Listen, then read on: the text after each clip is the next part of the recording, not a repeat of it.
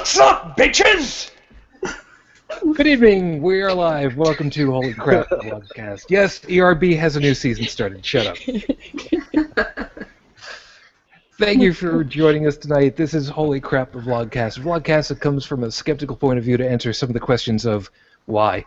This vlogcast started as a combination of spite and the Streisand effect when some people on Facebook that I knew back from high school didn't understand that I want to do Facebook my way also translates as you should be allowed to do it your way too. And then pitch a hissy fit because they don't like rules that are even, apparently. Part of this is also to follow through with the old expression that sometimes the journey is more important than the destination. I am your host, I am your bus driver, I'm Shujin Tribble. You can find me pretty much everywhere. Just a Google search will just find so much, and it's scary sometimes. Be careful. I am the guy who started this whole stupid thing, and I've been listening to the old episodes, and oh my god, I am so self-conscious right now. I got through all 8 episodes, and oh my god, this is just so much. I was born in Brooklyn, New York, to a Roman Catholic family. I was raised on Long Island. I currently reside outside of Buffalo, New York, and I'm an unabashed atheist. We got a lot to talk about tonight, so let's get started. Starting on the northwest side of the continent, good evening, Dallin. Good evening, folks. And yeah, you think you got problems listening to those old shows? Who do you think's the one converting them to audio right now? I know. I have thoroughly earned that title of audio bitch. Put it that way. Anyways. And there goes Tex Cratchit is back, so apparently. Anyways. So good evening, folks. Hey, I got one of those too. Anyways, online known as Dallin, born and raised North Central Canada, born to a Lutheran family. Religion wasn't that big of a deal in my family. Never stopping learning, always asking questions. That's what was important to my family, and that has served me very well in my life. I was very much live and let live until I saw that the village idiots that I used to know as the fundamentalists were slowly beginning to exert a shit ton of influence on everybody out there, and I realized it was time to take a side, and I think I chose the right side. Moving to the right on the screen, if you're looking on a map, over to Ontario. Good morning, Heretic Woman. Good morning. And it's miserable and raining here like it is in Buffalo, so... Yes, it is. Yep, we got a little flooded today. But I am in Ontario, Canada. I was raised in the United Church of Canada, which is pretty darn liberal as far as churches go. But when I was a teenager, I decided to join a Calvinist sect, which wasn't one of my brighter decisions. Don't recommend it. But I was fortunate enough to figure it out pretty young, and I've been an atheist for 26 years now. And kind of like Dallin, I was pretty complacent in my little bubble up here, but now decided that there's too much crap going on with religious people, and it's time to take a stand. And so I try to be everywhere that I can make a difference, and you know, make a stand for free thought and rational thinking. Moving down and to the left into the U.S. Good evening, Bridget. Hi, I'm Bridget Fitch. I was born and raised in the South. I was brought up Church of Christ, former fundamentalist. I did get over it, got better. Right now, I have become somewhat of an activist. I try to fight back against fundamentalism and patriarchy because patriarchy is very harmful. And right now, I'm living in the Midwest, home of Hoosiers and cow tipping and all things Hoosier-related, basketball-related. Okay. Moving to the right, south of me. Good morning, Joseph. Good morning, and remember, folks, the cows appreciate no less than a 15%.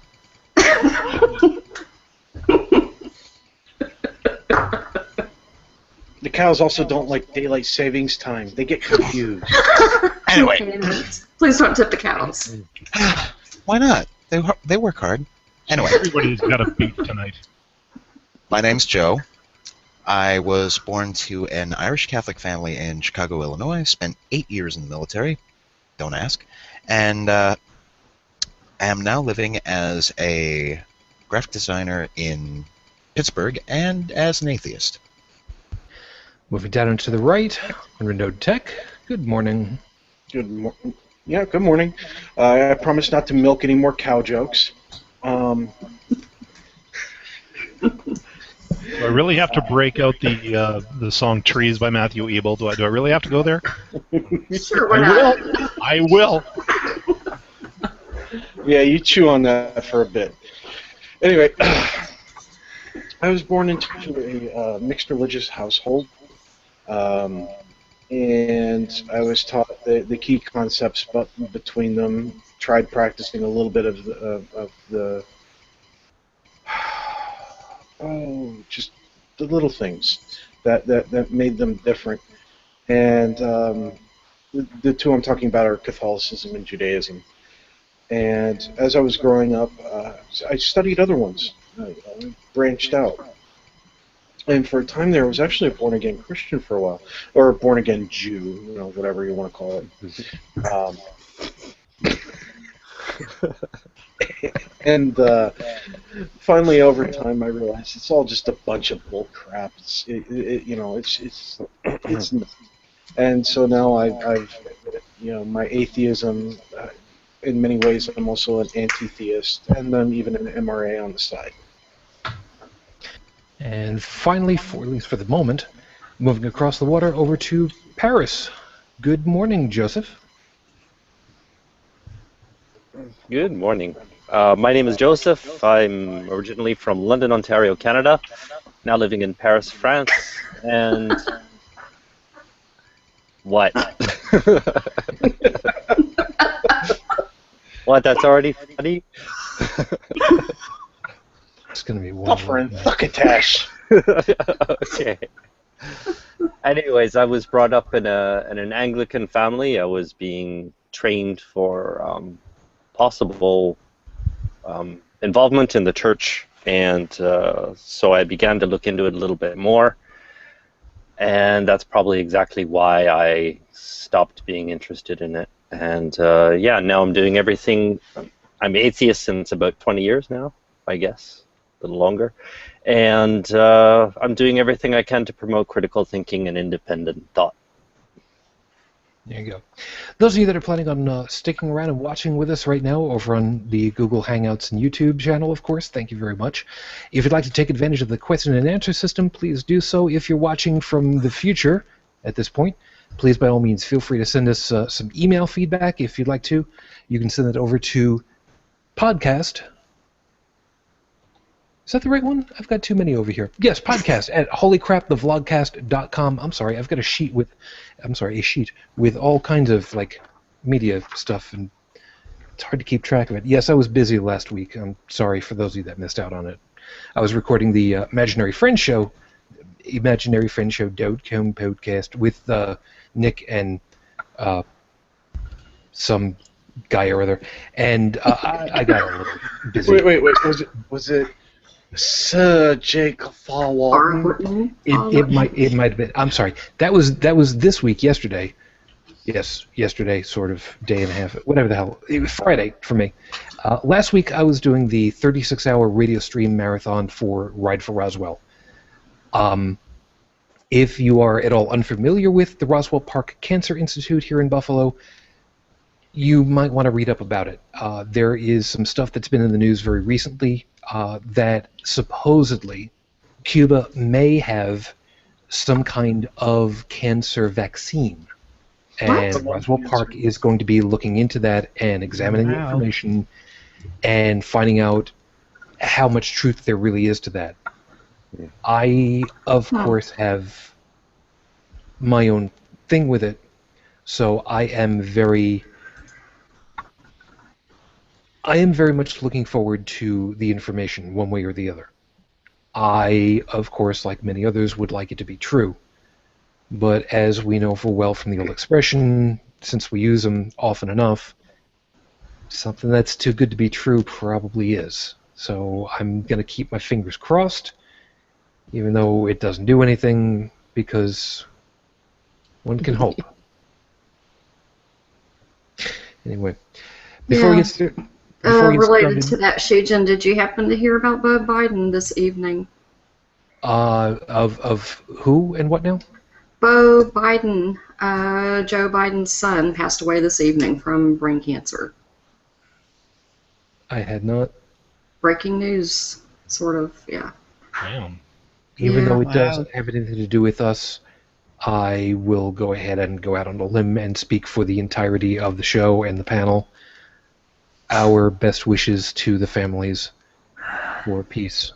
Yeah, just saw that brain cancer. Cancer sucks. F cancer. That's a good way to put it. Obviously, Unremote Tech will be back with us momentarily. Before we get started, I'm going to try to make sure that I do these before I really get into the real stuff with the show. This week, we would like to extend our large thanks to the countries following us and watching. In this case, those 5 are Ukraine, Moldova, the Netherlands, Netherlands, Kyrgyzstan, and Azerbaijan. And holy crap, I actually said those all properly and correctly. Anyway, with apologies to Noah and Heath, because, well, it's their bit. I'm going to go ahead and put 5 minutes on the clock for you guys. 5-minute freestyle starts right now. If you've been watching on social media, yes, I have moments where I start thinking about nothing while I'm working, and that's when I get these weird flashes of inspiration, which, in this case, fortunately, the flashes outside my window have finally stopped. Thank you, Mother Nature, and the thunder and lightning storm has just been oh so fun tonight. Nothing makes me feel so much more comfortable than to know that the great god Faraday is out there playing games. But I heard a story on cognitive dissonance this past week that was inspiration for this. Now, if you saw the picture on social media, great. If you didn't, I basically drew a really, really poor rendition of a crucifix hanging itself with a noose. And the text that went along with it is, "Legal loopholes are nooses." The story, and I'm not going to go into the full minutia of it. Short version, 2 gentlemen in their 70s had decided that since they could not be wed in their state, they decided that the next best thing to do was try to figure out if something should happen to one or the other, what other legal recourses would they have for being able to transfer ownership if one of them should die, or power of attorney kind of thing, next to kin. Oh, wait, next to kin. How about if I adopt you? It's kind of unusual, atypical, that's kind of weird. You know what? That's so crazy. So they did it. These 2 gentlemen in their 70s, separated by only a couple of years, decided that their next best choice, since they couldn't get married, was to adopt each other. And they did. One of them was for all of the legal paperwork, the father of the other. Now, it's on paper only, because, I mean, as much as people don't want to hear about this one, the youngest mother on record was 5 years old. Yes, the youngest mother was 5 years old, on record, currently. There's a thing on this, and ask me why I know this one of these days. It's not a real fun story. It's really not that interesting. So, could they technically be father and son? No. Not happening. But on paper, they were. Because if something were to happen to them, they were able to help each other. So, now that marriage is available for them, they dissolved the "I'm your dad, you're my son." They got rid of that paperwork, and they're going to be married. Or have already. I don't really know when that's happened, or when it will be happening. But now there's all kinds of butthurt all over the place from various different groups who are saying this is wrong. Now you're going to go ahead and everything we've ever said about, incest has gone ahead and happened. The slippery slope is finally there. And then the next step is going to be bestiality. So we were right all this time. No, you weren't. These guys went ahead and they one-upped your ass. Yeah, I'm going to go ahead and I'm going to use a little bit of coarse language. Why? Because it's right. You went ahead and you tried to change the parameters and set it up so that they couldn't be for each other. You know what they did? They pulled a Statue of Liberty play on your ass, and they got what they wanted anyway, until what they actually wanted came through. So why am I talking about this? Simple. Because every time you go ahead and you try to put one of these roadblocks in the way, every time you try to put a wall in front of them, they go ahead and they say, you know what? This is crap. And we're going to show you. Because we're going to use a different angle. We're going to use a different vector. We're going to find our way around it and not have to go ahead and blast through it. Work smarter, not harder. We've heard that before. And these guys did it. And as far as I'm concerned, guys,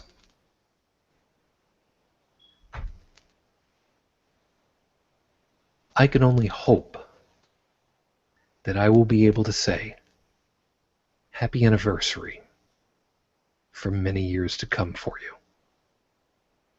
Congratulations. And best of luck. Remember, you've only got a 50-50 shot on this whole thing working out. Better make it a good one. This is episode number 66. I was going to put it as 66.6, but I really don't think that anybody would get the joke. And the title, of course, as I put on there, is Without Morals. Yes, we're going to go ahead and put the moral question on its head, because that's kind of one of the things that I do. Before we get to it, of course, as usual, I have to go ahead and ask Heretic Woman, you know what I'm going to go ahead and ask you. Is Rafe Badawi in Canada yet? No, he is not. As of the recording of this show, it has now been 2 years, 11 months, 14 days since Rafe Badawi was unjustly arrested and put in jail. We're still waiting for you. Do you have an update on that? I mean, he got the death penalty, didn't he? No. No. Okay. No. Sorry. The judge was trying to maneuver to retry in order to do that, but nothing has happened on that front as yet. Okay. It's been largely just a holding pattern the last few months. Which, in the grand scheme of things, considering the possibilities, yeah, I think a holding pattern is acceptable for the time being. Yes. Probably Indeed. waiting for press attention to die down. Yeah, well, that's why we got to keep it going. Yep. Yeah. That's why we are going to continue to at least keep it in the mind. And I'm fairly certain that Coronify Me is probably doing pretty much the same kind of thing, right? Yes. And of course, NSOF will be at the non-conference in August to speak as well. And where's that going to be? In Kitchener, Ontario, in my hometown. There you go. So looking forward to that. All right. So now the impetus for this particular episode kind of came as a combination of I'm sick and tired and sick and tired and sick and tired of the whole morals question. We've done this to death several times over. It's done. If you don't understand the question's answers, re-listen to unless it's the first 10 episodes. I understand. Oh God, I understand. But we've done it to death. Many atheist and skeptical podcasts and vlogcasts and bloggers have done it to death. Get over your own damn selves. So, I figured, let's take a new tack on this whole damn thing. Let's go ahead and take it from the opposite side. You say that we have no way of having a moral compass or any way of determining what our moral actions should be. Well, you know what? We're going to rack our brains and we're actually going to tell you. If we didn't have morals, the way that you think that we don't have any way of gauging what moral should be, we're going to show you exactly how deep we can think to go ahead and game the system and come out on top. And I will warn you ahead of time. If you come through the end of this and you are not scared of what we can come up with just by thinking about the stuff and realizing that it's plausible, then you really don't understand exactly how plausible this stuff is going to be. Now, I'm giving you that warning without having spoken to anybody about the topic itself, because I've got a fairly good idea as to some of the stuff that we would be thinking of. And really, you know what? This is going to be a hoot. So, I'm going to start off with the first one. Why? Because I can. We would start a church. Now, wait. Yes, there are the quote-unquote atheist churches, but no. They're called that by the public press because it's the closest analogous these groups can come up with. No. I'm talking about we would go ahead and we would create an actual church that would have people say, you need to give us your money because we have poisoned the water in Gotham, and it's the only way that you're going to be able to get the antidote because Batman, somebody killed Batman already. Somebody killed the Batman. It's a little, okay, it's a little bit on the out there, but there's something to be said for that. Now, skeptical people would have a hard time believing, of course, that, we would do something on such a grandiose scale, and rightly so. But would we go ahead and be able to make a case that if we don't have money, we're going to go ahead and be overrun and not be able to pay legal fees, not be able to keep our place here, not be able to have full-time people working for a library or counseling services or daycare or lighting, taxes, all the stuff.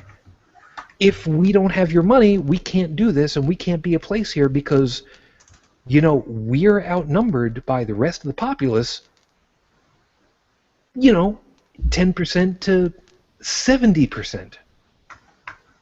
There's a good case that can be made right there for we need to protect ourselves just from those numbers alone. Now, is that a great argument? No. But for an opening salvo, I don't think it's a bad one.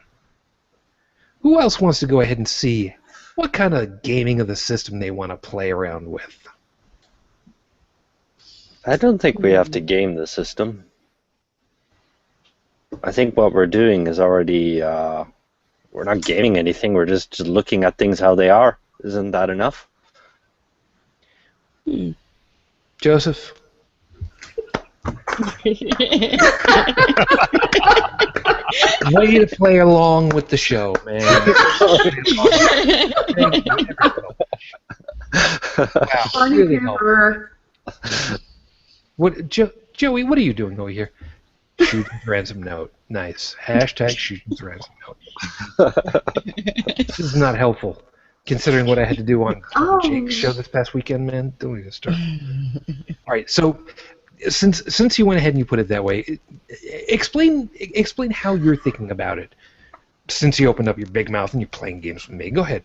How do you mean that we're just working with the system as it is? Well, we are the system. I mean, at least, like, for example, in the United States, you have your system of laws, which is actually representing your morals. So you've already got something in place, no? I don't exactly, maybe you have to explain a bit more where you're going about starting a new church. I didn't quite get that. Well, the point being that if an individual wanted to go ahead and find a way of making new income, shall we say, and a way that's already been done before, a church is a really good way of trying to get money, typically tax-free, with a lot of obfuscation. Obfuscation. Obfuscation. Lack of clarity. Smoke Screw and y'all. mirror. Thank you. You know what? Okay, yeah, thank you. Playing the system again. Thank you so much. Anyway, But you can ask L. Ron Hubbard and David Miscavige how well that works. wow. And the Very. Church of the Flying Spaghetti Monster, how's that going? Well, I don't think they're You're not rich. rich. But L. Ron Hubbard, yeah, he Well, made bank on. David Miscavige has got billions. Yeah. If we were going wild with this, I mean, most scientists are atheists. Mm-hmm. So we would have technology and bioengineering and all sorts of powerful things on our side. World domination would be ours if we wanted, if we were not ethical. Ooh, Dallin, really quickly, I want to see your eyes on this one. Try to imagine if Linus Torvalds was playing on our side and was no longer just a nice guy. The internet as we know it would be ours. After all, he pretty much invented the code upon which this whole little playground of the world is based. I'm pretty sure he'd have a few tricks up his sleeve that, I'm not sure what we could compensate him with, but yeah. I have to interject for clarity. Torvalds is the one who invented Linux, if I'm not mistaken. Correct. Yeah, and 90% of the world's servers are running it without a lot of people's knowledge. Mm-hmm. Because everybody seems to think that Windows is the dominant OS in the world, but actually it isn't. Well, and you don't see, even know about it. Yeah, but you see, then in that case, Bill Gates is doing part of our obfuscation for us. He keeps dangling the Windows in front of everybody. Meanwhile, we take the Linux back end and... There you go. I had to do that. This could be fun. We give reach around.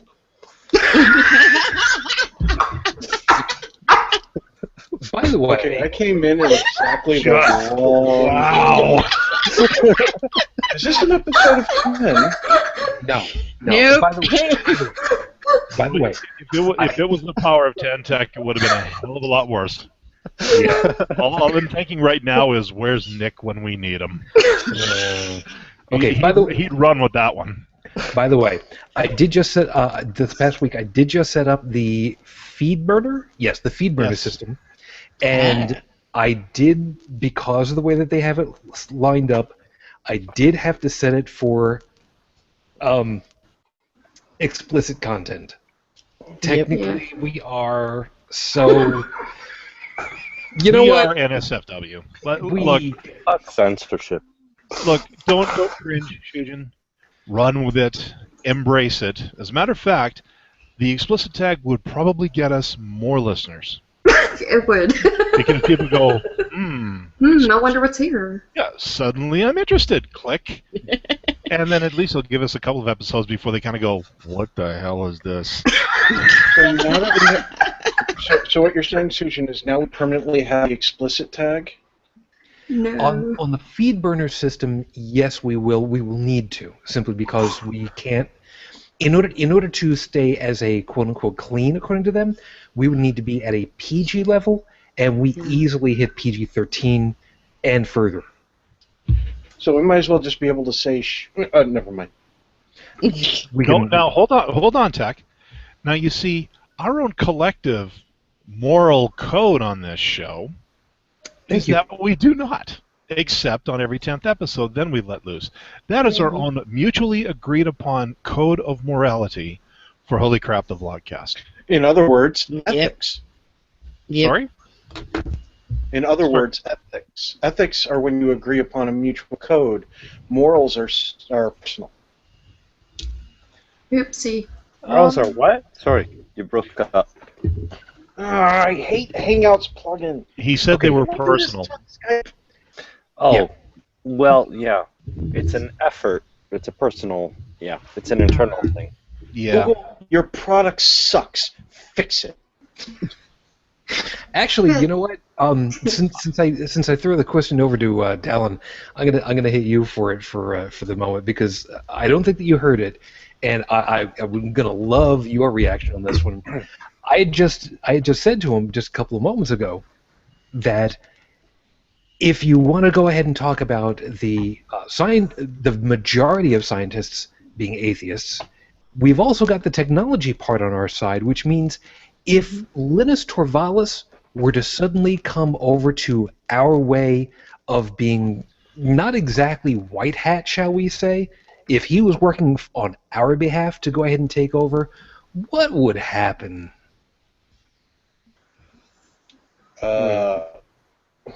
Well, a lot of the server systems run on some form of Linux. So they'd have to start shelling out money for Microsoft licenses, but of course they could just up their tithes for that shit.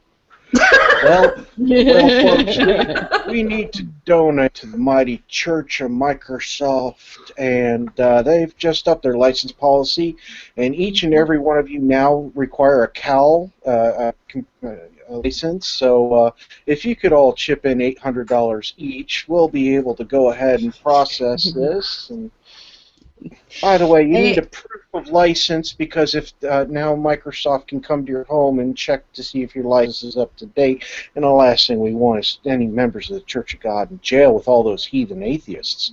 Oh, this is going to be great. I can just see it now. In the name of the F and the U and the all-powerful D. Some people get the joke. Some people don't know the technology thing. Yeah, Heretic Woman, go ahead.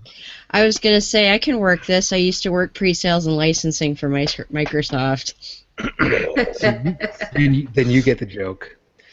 Uh-huh. I get the joke, too. Thank you.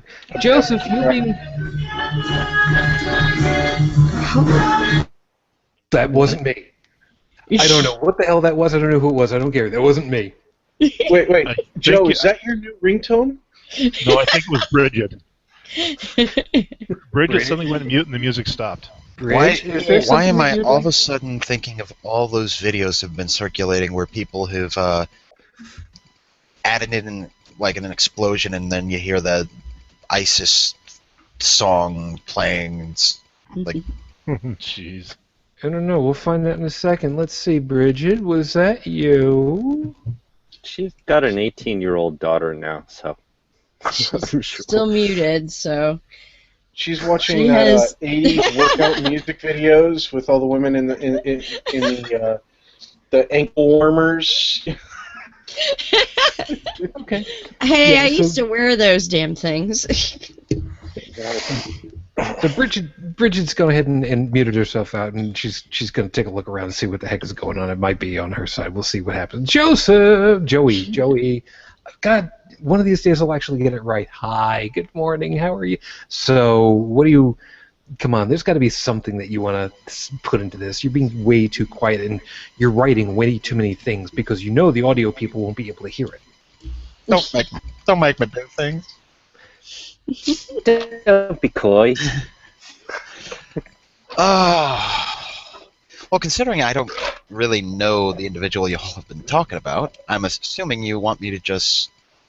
Oh, anywhere, anything. Come on, there's got to be something that you, as a militant, military atheist type person with access to sharp implements, would think, I think we could do this and take over. Stop giving them ideas. Sorry. Honestly, if who here has seen the series The Pacific? Is that the one where the little boat? Tech to the corner. Again. I've seen Gilligan's Island. God, okay. Now, there is a scene from The Pacific this one fellow is when it's a series, essentially Band of Brothers, same production team and all that. It's just, instead of Europe, it's the Pacific. Get it? Mm-hmm. So when the show opens, it focuses on this one individual who is, right before he's getting shipped out, he's in a church talking to his girlfriend. A couple chapters down the line, after he's been through the thick of it, shall we say, he is at one of the rear positions in what he likes to call the Congressional Library of the Pacific, which is his little post tent with all the little books and such, so that the GIs can just randomly pick out a book and, read in their tent. And as the scene progresses, you kind of realize this guy has kind of lost his faith, and the individual he is talking to is one of the very devout Southern type fellows. And there's this wonderful exchange about the nature of God and war.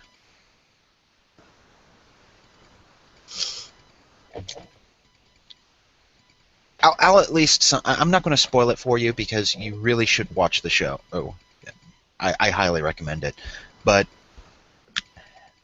to anybody who has ever heard the term, or who has ever heard the phrase, there's no such thing as an atheist in a foxhole, I challenge you to find a foxhole that doesn't have one. Actually, I challenge you to find a foxhole nowadays, but... Don't you have one? We don't technically do that anymore. Yeah, true. I guess you figured you dug one in the backyard or something. No, we dig them in basic. Yeah. More of a tradition thing, I think, than a practical one, because Mm-hmm. I was listening to somebody actually talking about foxes, and originally people were cultivating foxes for their fur, but the problem, and I think they were silver foxes to be exact, and the problem with them is that they were very antisocial, so that they were also very aggressive and hard to farm, so to speak. So they started breeding them to be more docile, which in turn bred them to be more social as well. And they started exhibiting signs of, social morals. That's true. That's true. It's. I'm sorry, Joe, but when you were talking about foxholes, that just brought the whole thing up to my head. There's a whole study on it. Fair enough. But I'm actually going to use that as a springboard now. Bridget, who's also someone who knows a little something about, all this stuff. Uh-oh. Now, Hey, Bridget, what does the fox say? Tack. Yip, yip, yip. Tech, wait for the Cortana app to come out for Android and iPhone, which is happening, I think it's next year. Then you'll be able to find out what the fox indeed says. I'm so glad that you're saying it properly, because if you were mispronouncing the word fox, I'm going to have a really hard time with Feedburner trying to explain why I said yes explicit only. So, You hear us so much. So what's the problem? So I'm guessing we should not have a discussion about seals in French then. Probably not. Probably not. Seal grease in front. It's kind of... We'll talk. We'll have a discussion some other night about It's smooth. It loses something in the translation right now. Bridget, Yes. you've got some military history with you right now. So here's where I want to go ahead and hit you for this one. Okay. Trust me, I'm gonna get to it. God, trust me. Okay. So here's the thing. you're down there, you're under fire, you're having to deal with somebody who has gone ahead and saying, my faith is going to catch me through. Wouldn't you be the kind of person that if you really wanted to go ahead and be an absolute rat bastard atheist, wouldn't you go ahead and egg the person on and say, hey, maybe your God will go ahead and take care of all those bullets for you. Go on out there and tank them. Go ahead. Be a tank up there. Take it all. Shoot them all up. Go ahead. I probably would. Yeah, use them as a shield. Say, here, go for it. One thing that I have observed, though, is usually those people who proclaim to have the most faith, when the rubber hits the road, they're the ones who tend to hide. I find that very interesting. If they had that much faith, would they not walk out and take one for the team? Jeez, remember those days when it used to be that somebody would actually go ahead and throw themselves on a grenade in the middle of basic oh, wait, no. That was Winter Soldier. I'm sorry. Never mind. I think that, I mean, just me personally, from observations and having been through training and things like that, I think I would probably be more likely to pounce on a grenade for other people than some of the people who claim that that would be the right thing to do and have quote-unquote more faith than I do. Yeah, so now there's the thing. We as atheists who don't have any kind of belief whatsoever in this is just the trial run and we get more and happy afterwards. You know what? I was about to say that we would be more likely to go ahead and spare somebody else by accepting such an eventuality, but you know what? I don't know that I can really say that. But at the same time, I would find it really hard to believe that for the greater good, we wouldn't, Well, generally speaking. And I know. I can only speak from personal experience, you know, just me. But, you know, I have come close to dying several times, and death no longer scares me. I find, you know, I have volunteered for hospice before, and it seems like the people who are the most religious and the most wanting to go to their reward fight the hardest when it comes to dying. And that's just an observation, it's anecdotal, but the people who seem to be the most religious fight the hardest, like they're the most afraid to go. Now, to go along with that one, Joey, I'm getting you back, but you know exactly why. You've been there, and you unfortunately. Same thing, Joe. I have too. Wait. I've been to the other side. I have too. Well, if you're talking about the Dust Bowl, yes, you've been to the other side at least once. No, I've been coded, and Joe was saying the same thing here. I had no tunnel, no bright white light or whatever. I was brought back. That cured my fear of death. There was nothing to be afraid of.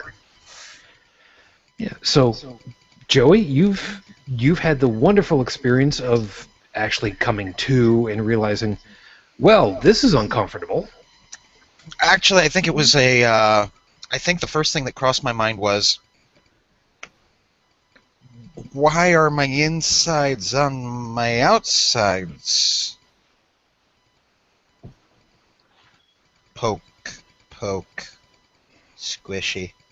I'm glad you made those. I was also medicated, so let's make that perfectly clear. I'm very glad that you use that onomatopoeia, because when people listen later, I mean, just looking at you kind of motioning around, that's not going to translate. Thank you. I appreciate it. I was poking my belly, people. I know you can't see it here because I'm sitting down.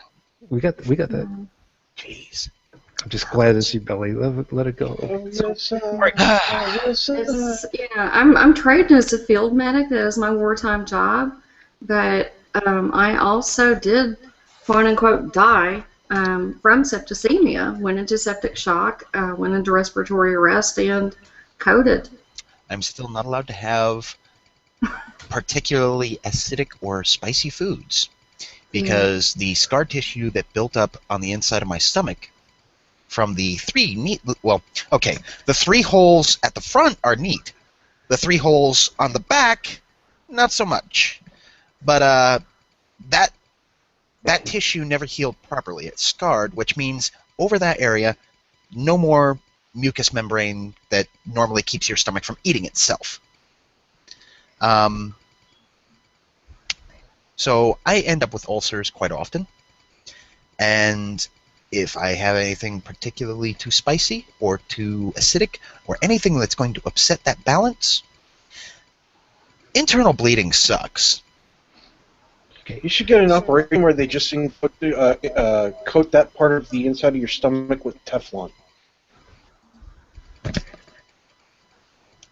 Tech, I thought I told you to go to the corner. However, now that we've got this established so far, let's go with this. As somebody who's been in the military, as somebody who has been in a bad spot, shall we say, what would you do with the military if you had the power and the ability? As an atheist, if you wanted to go ahead and, do by what you think you should do. Despite my constant suggestions of allowing me world domination, I am still waiting. While I may not be a proponent of militaristic domination, a coup, shall we say, hypothetically speaking,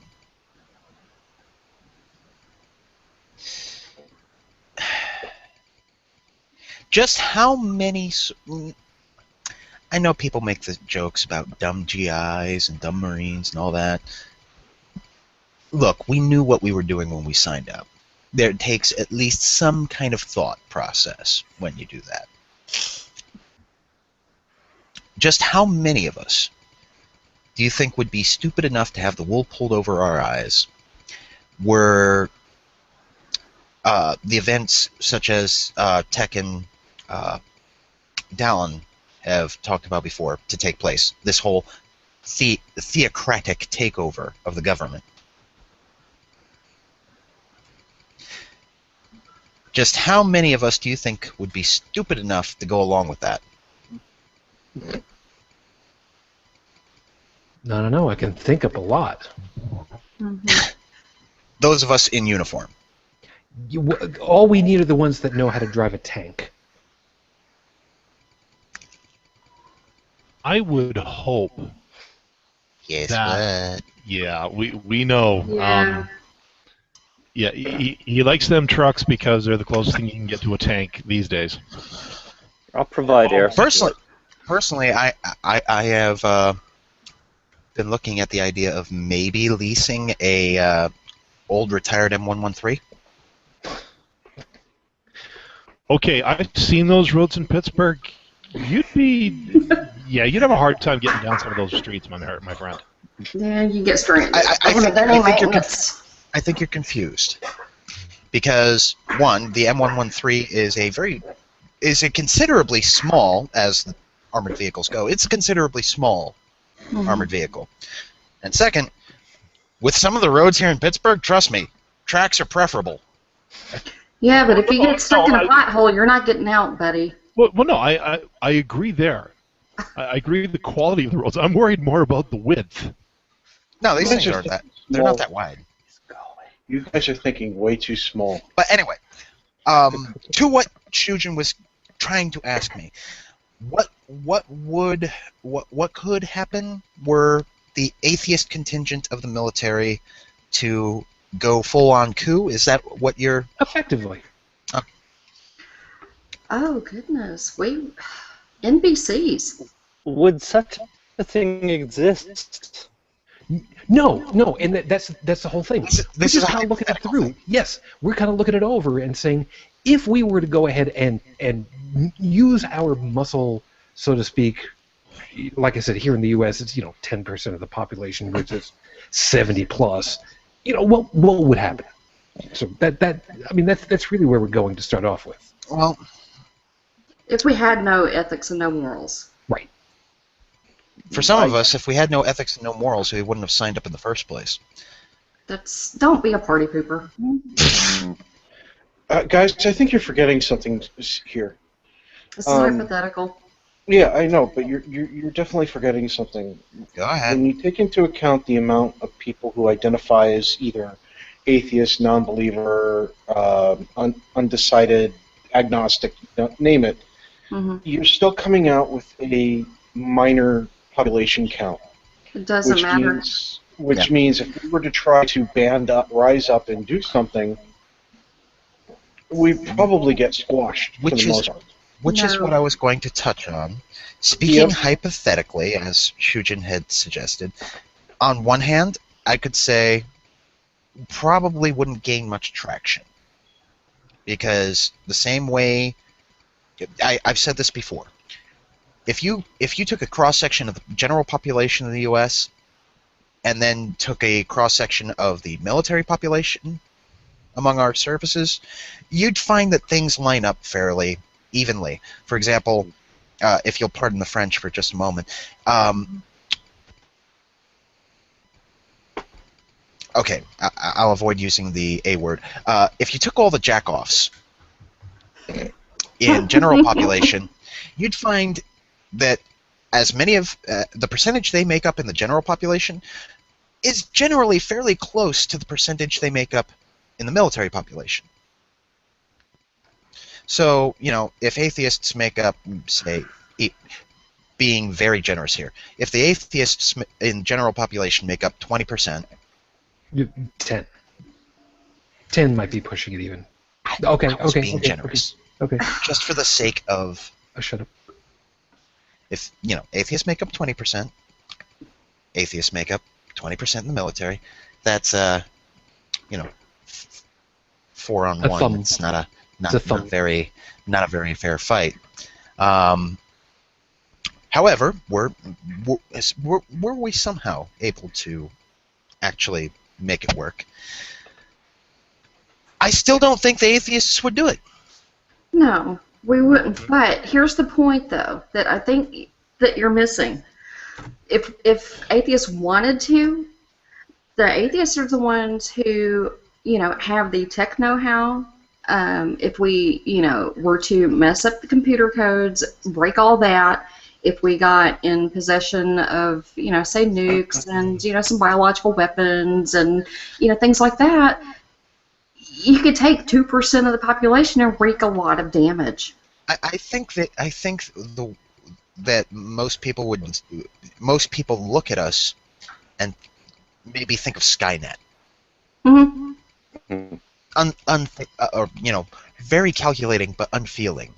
Right. And if that were true, I mean, we could, there are intelligent people out there who are atheists, enough of them who do understand science and actually can science. They could do a lot of things, a lot of horrible things. I need your clothes, your boots, and your motorcycle. Mm-hmm. The other thing is the problem with a quote-unquote atheist uprising is that it wouldn't happen, for the simple reason being that the only thing that's common is lack of a belief in any of the known deities. Other than that, we're as varied as the world in terms of bigotry, misandry, misogyny, you name it. Okay, so trying to get them to band up together would be like herding cats. There is no better statement than that in terms of trying to get them all to play together. Sure, you'll be able to groups, the little different groups, and they'll be able to reckon plenty of carnage, but you'll never get all of them to come together. True. If I can, I think the uprising's already happening. I mean, it's all about. It's like you can see in the statistics that religion is dropping and all that, and I think a lot of that is due to the internet and an environment that's propice to individual thought. And I mean, with the internet, you can actually find the information you're looking for. You know, if you hear something from somebody, you can actually verify what you were told.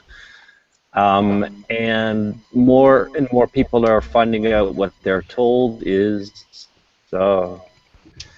bullpucky, because they can actually question. Because in years before, we could question religion, but we couldn't really we didn't have the resources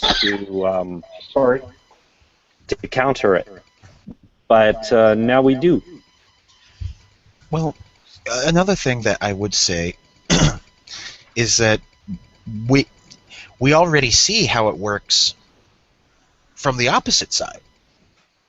Because while we can use reason and debate and compromise to make our points, we see in some parts of the world today, parts that I have firsthand experience with, those on the other end of the spectrum don't have that ability to use reason and such, because simply enough, it's unreasonable. Mm-hmm. So how do they enforce their will? Well, with guns. They go further into their bubble. Mm-hmm. With guns. And yeah, with guns, it's going to get there, yeah, because the more and more people who question them, they're gonna go deeper into their foxhole, so to speak, and yeah, they're gonna get more extremist, and yeah, the questioners are just gonna be more and more. They're gonna feel oppressed, and then that's when things get extreme. Okay. Oh. Now, the fact that you went ahead with making another Fox reference again, I'm gonna go north over the border first off. Heretic Woman and Dallin, yes. I want to get you guys on this one because last I had remembered, and I'm misremembering it at this point, Heretic Woman, best of my recollection, was it the case that at one point Fox News, cable Fox News, was disallowed in Canada because there is some kind of a thing that says that if you claim to be a news organization, you have to be actually delivering news? I don't recall that, but I haven't had cable for like 3 years, so I don't remember. Now, we would get Fox, the station here.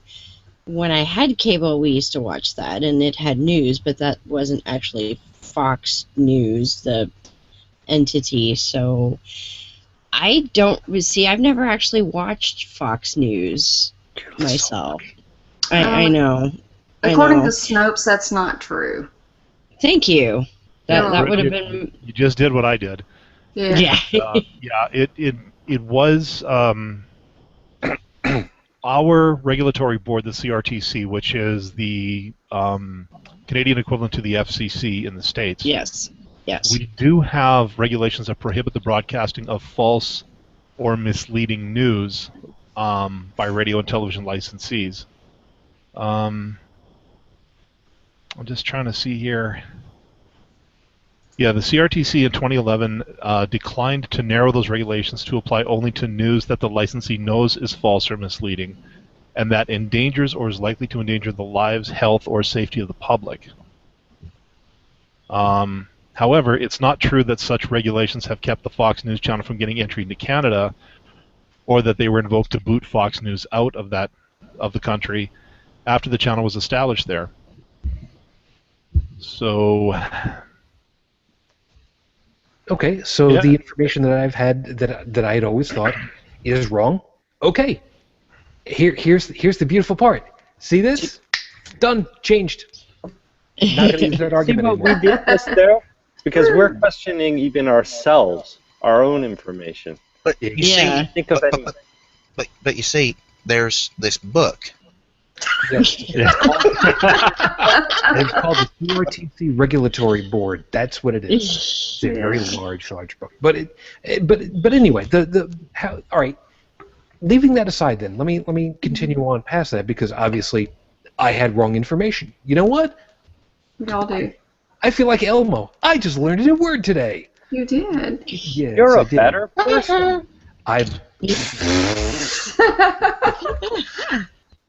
no, not at all. Ask I me. honestly think that You Fox are. News was. Sorry.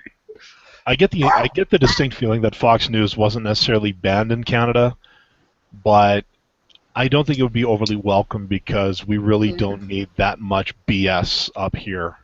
No.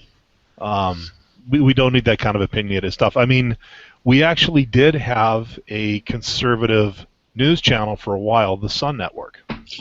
Yes. I bring this up because I actually just recently reconnected with an old friend of mine from school, from college, and wow. He is about as right-wing as a Canadian right-winger will get. As a matter of fact, when our provincial government here went from conservative for 44 years. Like, can you guys imagine that down in the States? Having either a Republican or Democratic president for 11 consecutive terms? I'm sorry. Are you still talking about all that government shit, man? Come on, move on. Anyways, to my point, when we finally had the regime change here, he's been constantly checking his underwear for cake because he's losing his mind. I believe it. Like all the right-wing fear-mongering that you see and hear down in the States, he's doing the equivalent up here. And one of the first things when we finally reconnected was right about the time when the Sun News Network finally said goodbye, because people up here don't want that kind of crap. Yeah, I've never actually seen Sun News either until just last week. Somebody that is a local atheist who I don't think watches this show, but I'd friended because I'd met the guy and whatnot. Turns out he's super anti-transgender.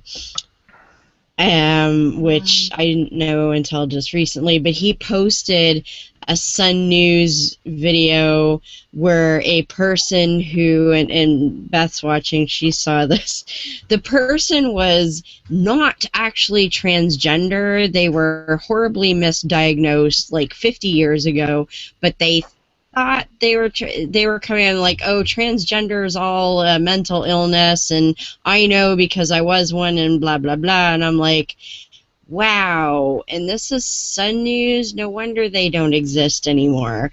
Because the other thing they were doing was the guy, the interviewer on Sun News was going, oh, and we're going to get in trouble because we dared to speak out against transgender people, and we're going to get in trouble because we said it's a mental illness, and you can't say that in Canada, but, you know, we're brave, and we're going to say it anyway. And I was like, oh.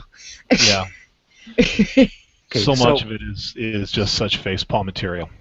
Yeah. Now, the reason why I was bringing this up the way that it was, even though I got schooled, apparently. Jeez. Now, try to think for a second. What if there was a news, marginally propaganda news channel, news organization, a somewhat on as the opposite bell curve to Fox News that was intentionally pushing. Damn, now I'm having a hard time even trying to figure out what could be. You know what? Take it to the extreme. What had been yelling and screaming about from all the heavy duty conservatives. When Obamacare goes through, there will be death panels and all the stupid stuff. Okay, try to imagine there is an atheist news organization that is the propaganda news type group who would go ahead and push things like these are for the betterment of society because the few are not more important than the many. Yeah, I think you kind of see where I'm kind of going on this. Dal, you're smiling and whatnot, but you had your first shot. You had your first shot. Heretic woman, I want to get you first. I want to be fair.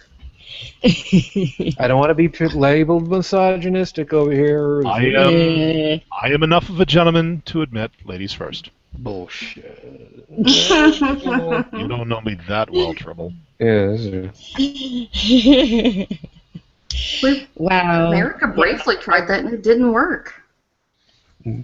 Isn't Jon Stewart doing that already? Like people like Jon Stewart, aren't they? They're yeah, but he's talking about manipulating things and using misinformation and all of that. Because remember, we're throwing the morals out the window here. So you know, we could take it to kind of the right-wing nut job's worst fear, and you know, ooh, yes, we have this crazy agenda and we're gonna, you know, manipulate the data to say whatever we want and all of this crap, you know, and you could do that. But I don't think atheists would. Well, no, but this is the hypothetical is what we would do if we actually had no morals. Right. That's the whole point. Yeah. But what's the atheist goal? What do they want? Now now you're starting to ask the question that's going to be coming. Good man. Yeah. We'll get to it. I promise. So then if we had no morals, we could say that we don't actually care for, you know, the quote freedom of religion and whatever, so we're just gonna manipulate everything to make it seem that, you know, they're to take away all of that and to I don't know.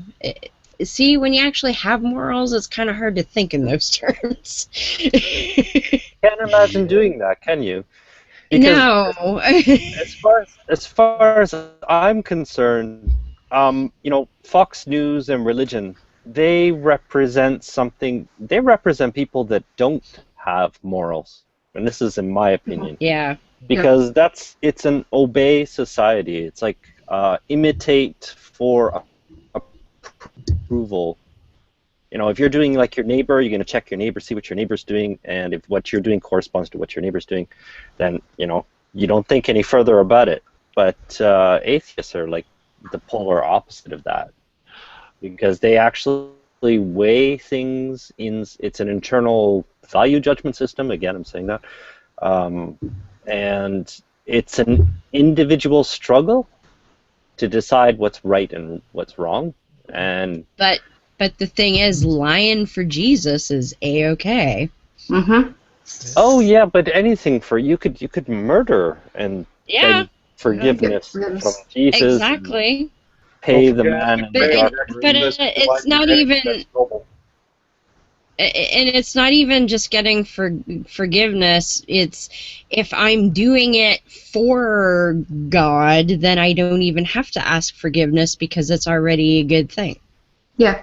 It's a total absence of it's an absence of morals. That absolutely it is. But if I can just underline one thing, because the one thing that's missing from discussions like this is really the definitions of what morals are. Because I know the word is it's used in many different ways. But for me, morals is basically it's the individual's ability to adapt to a group. So like in animals, we see this in species. If they're a social animal, they're gonna adjust their behavior depending on the rest of the group, and if they have to operate as a group to survive, then that's going to decide their survival. I think that's partially true, Joseph, but at the same time, the addition of that new party with their own sense of individual morality also contributes something to the group. Sure. And so there is a chance that the group paradigm itself, its own collective moral code, may shift. And I think that's what we see these days. It's defined by a group. So as long as the decision is individual, it's called morals. But then, people are going to imitate each other within the group, and the sum of that we would call ethics, if you want. Okay. Okay. No, that's but good. it's basically it's the ability to adapt. So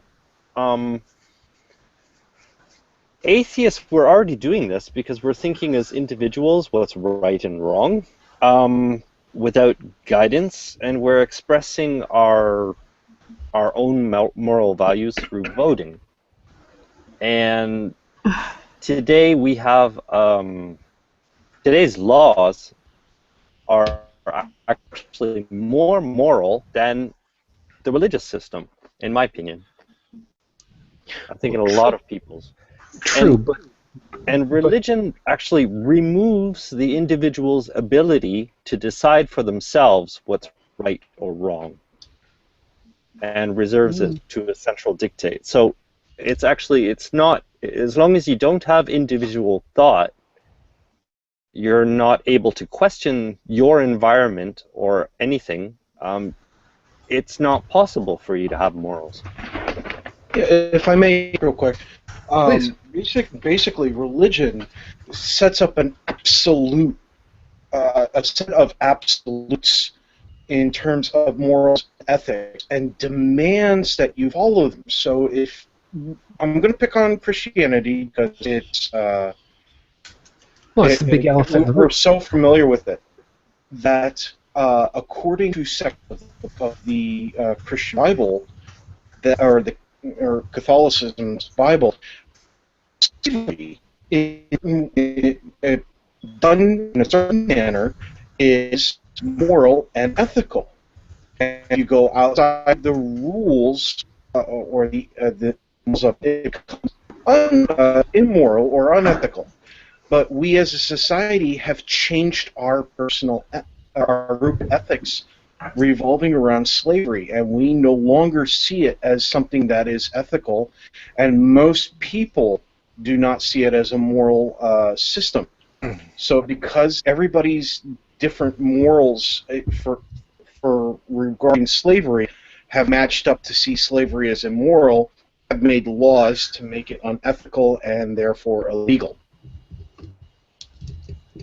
And notice that religion has since forever, they've always been on the fringe of existing morals. They have to find some sort of battle to, like, they invent a battle to set themselves apart from the existing moral system. Like, for example, gay marriage. Before it was segregation. Before then it was anti-Semitism. And So and they're that actually creating moral conflict where there is none. One Yeah. question I have. I am a lover of history, but I'm a little hazy on this one. The abolitionists, going back to slavery, was the Underground Railroad a religiously led organization? Oh, Can anyone speak to that one? I can Google. I don't know. Okay. think it probably was. I think there was some involvement. I've done some research on the roots of the anti-slavery movement, because it started actually in Europe before it came to North America. A group I used to belong to, the Fundy, and there always used to claim that it was Christians that started the anti-slavery movement. No, it was business people, but that's a whole other thing. But it did become entangled in it. I'm just not sure to how much of an extent. Yeah, I was going to say it's. Of course, they're going to. It was based on Enlightenment principles. So yes and no. Right. Yeah. It looks like I just grabbed something here from Patheos, and it looks like that, yes, there were Christians who were against slavery, and they did work alongside free thinkers in the construction of the Underground Railroad. Now, of course, what goes back to it, though, was who instituted the slavery in the first place. Exactly. And that had a lot to do with the notion that when European Christians went to a new country or territory, the Aboriginal people were automatically considered to be these horrible barbarians because they didn't have Jesus. And that's, it was either convert them or, God says we can enslave them, so whoop, on the boat, Yeah. And that's where that kind of attitude came from. But of course, when they ran into the Aboriginal people, on this continent, they kind of woke up and realized these people will not go quietly into that good night. Well, that's what happened to my grandmother's people, too. They actually used the Bible to justify slavery. Yeah. And they used the Bible to justify anti-Semitism. They used the Bible to... Now they're using it to justify, their anti-homosexual stance. But anyway, just bigotry.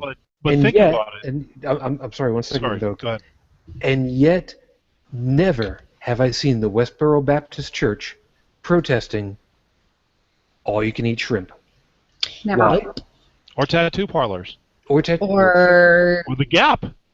Yeah, Or I was going to say mixed fabric. textile mills. Yeah, the Gap or Old Navy or Abercrombie. Well, actually, no, I'd like to see them protest Abercrombie and Fitch, but that's my... You know what? just on principle alone, I'm with you on that one. Absolutely. Yeah. Thank you. One Republic. And I bet you anything that the women in that church do not go and sit in a hut when they have their period either. They do not. Yeah, I do have Facebook conversations with Shirley Roper Phelps. I will have to ask her about that. Yeah. Yeah. Speaking of moral and stuff, another one of the big morals that Christianity claims to have is, of course, the anti-abortion thing. That's, again, they're using the Bible. Okay, again, I am working my way through studying the Bible as much as I can. Unfortunately, I can only go so far before wanting to drill a sharp object through part of my head. Let's face it, we've all been there. Now, I know about the Book of Numbers, and I know that is one section that deals with abortion. I don't know, based on what I've currently read, if there's any other mention of it in the Bible. Not specifically, but there is another verse, and I cannot remember where exactly, but it was either a husband or a couple that pissed off God, and God allowed their child to die, like made it sick so that it would die in order to punish them. And I've heard people sort of say, well, it's infanticide and whatnot. It was sort of similar, but... Okay. I can't speak to Judaic law because, from talking to Jewish scholars, and I do have a friend who is a Jewish rabbi who also is, a scholar. According to Judeo tradition, life begins at first breath. And so as far as the abortion question goes, they have no issue at all with abortion. It's okay with them. Yeah. And if there's a choice between the woman's life and the life of the fetus, the woman takes precedence always. Yeah. Now, if you would like to speak with him further, hit me up on Facebook, and I will send you to his writings. No, this is just something I was thinking about, like talking about morality and the protesters outside of these clinics and stuff that Shujin, our mutual friend, she's on the front lines helping those poor women get back into yes. Oh, yes. Yeah. And I've told her already, that if one of these people, I don't think they're actually allowed to talk to them. I think that's part of their code, is that they're just there as a shield.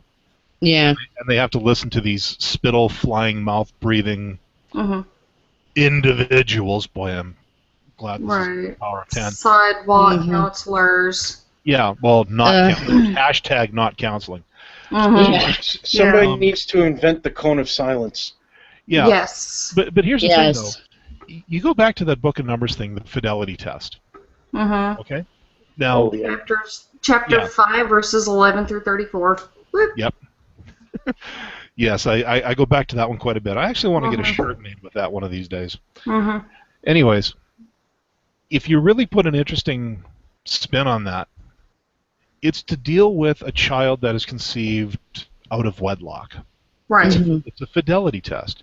Mhm. Therefore, God seems to be okay, therefore it's moral for children conceived out of wedlock to never be born. Yep. Well, I can't speak for everybody that goes to these clinics, but I'm assuming a lot of them are possibly soon-to-be single mothers, Yep. or Would be. yeah, or people, again, wives who have perhaps conceived out of wedlock. Mhm. You know, I mean, let's face it, things happen. So Yeah. really, all these Christian crusaders who are, you know, talking about, you know, well, the Bible's morality, they're actually committing a biblically immoral act by trying to stop these women from theoretically doing God's work. Yes. Checkmate. Well, I mean, according to them, if life begins at conception, the Bible disagrees. According, they say that this is a country founded on Judeo-Christian values.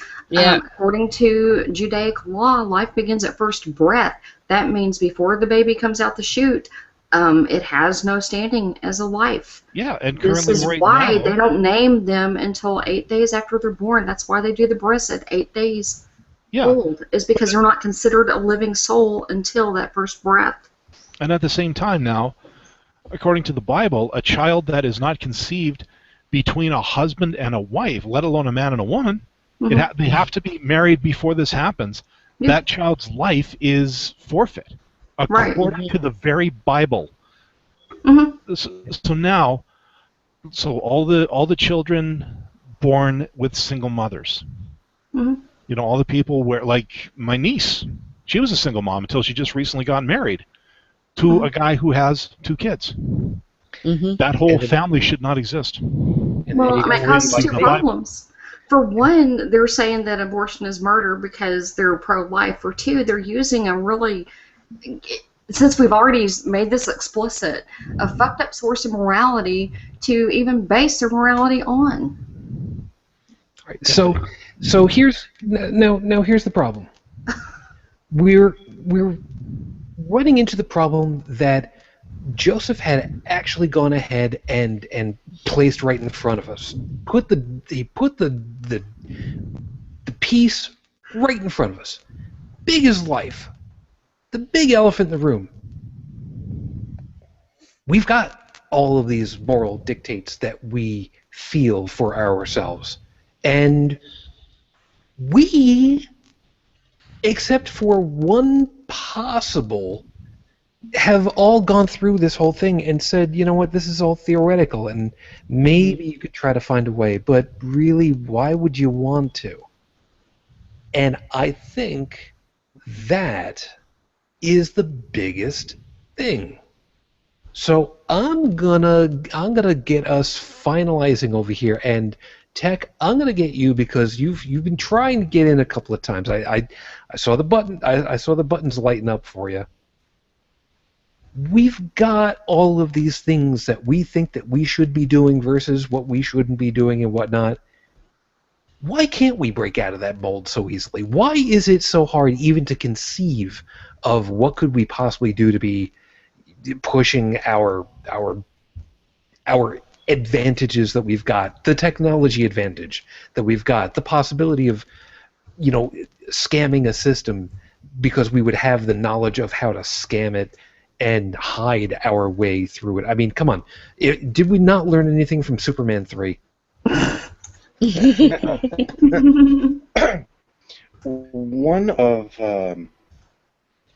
I listened to a podcast called The Thinking Atheist, which is hosted by Seth Andrews.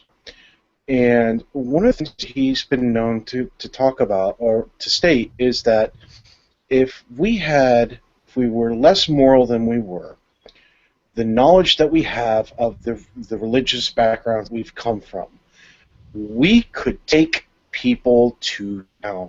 We take their money, their houses, their cars, and they'd willingly give it to us because we know how the system works. That in of itself, for atheists and agnostics who do come from indoctrinated backgrounds, help us to prevent that from happening, from us doing that to other people. We remember what it was like to have the wool over our eyes, to have our thoughts trained and manipulated, and looking at it from an outside perspective. Once we broke out, the pain that we experienced from that was shocking enough that we never want to wish that on another person, which is why we do shows like this, to help those who have the need for that little tiny push to help them break through the crack, to get them out of that mold so that they can look and make their own decisions, to make their own moral judgments, and to set up their own moral compass for whatever fruit that may bear.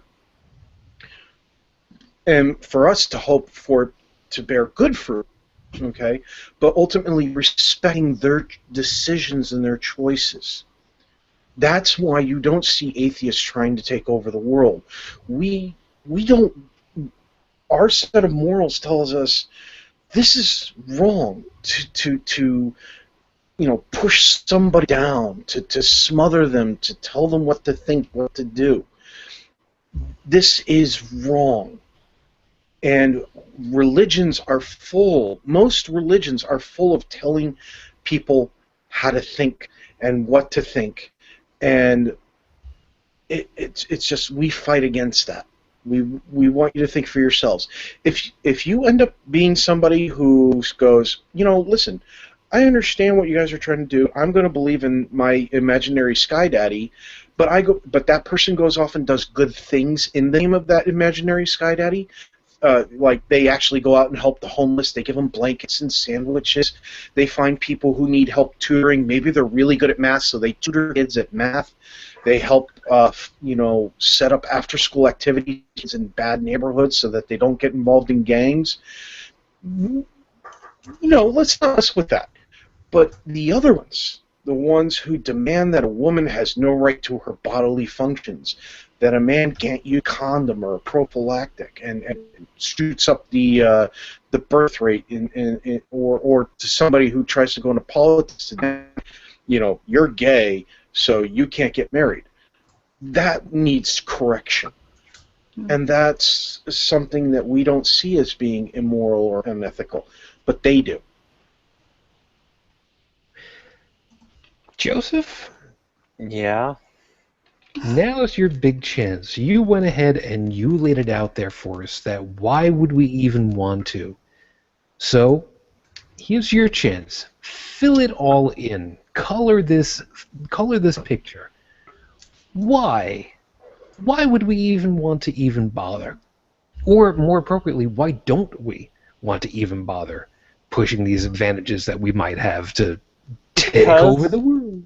We know individually what's right and wrong ourselves. It's actually what makes us human, is our ability to judge our environment and make decisions based on that.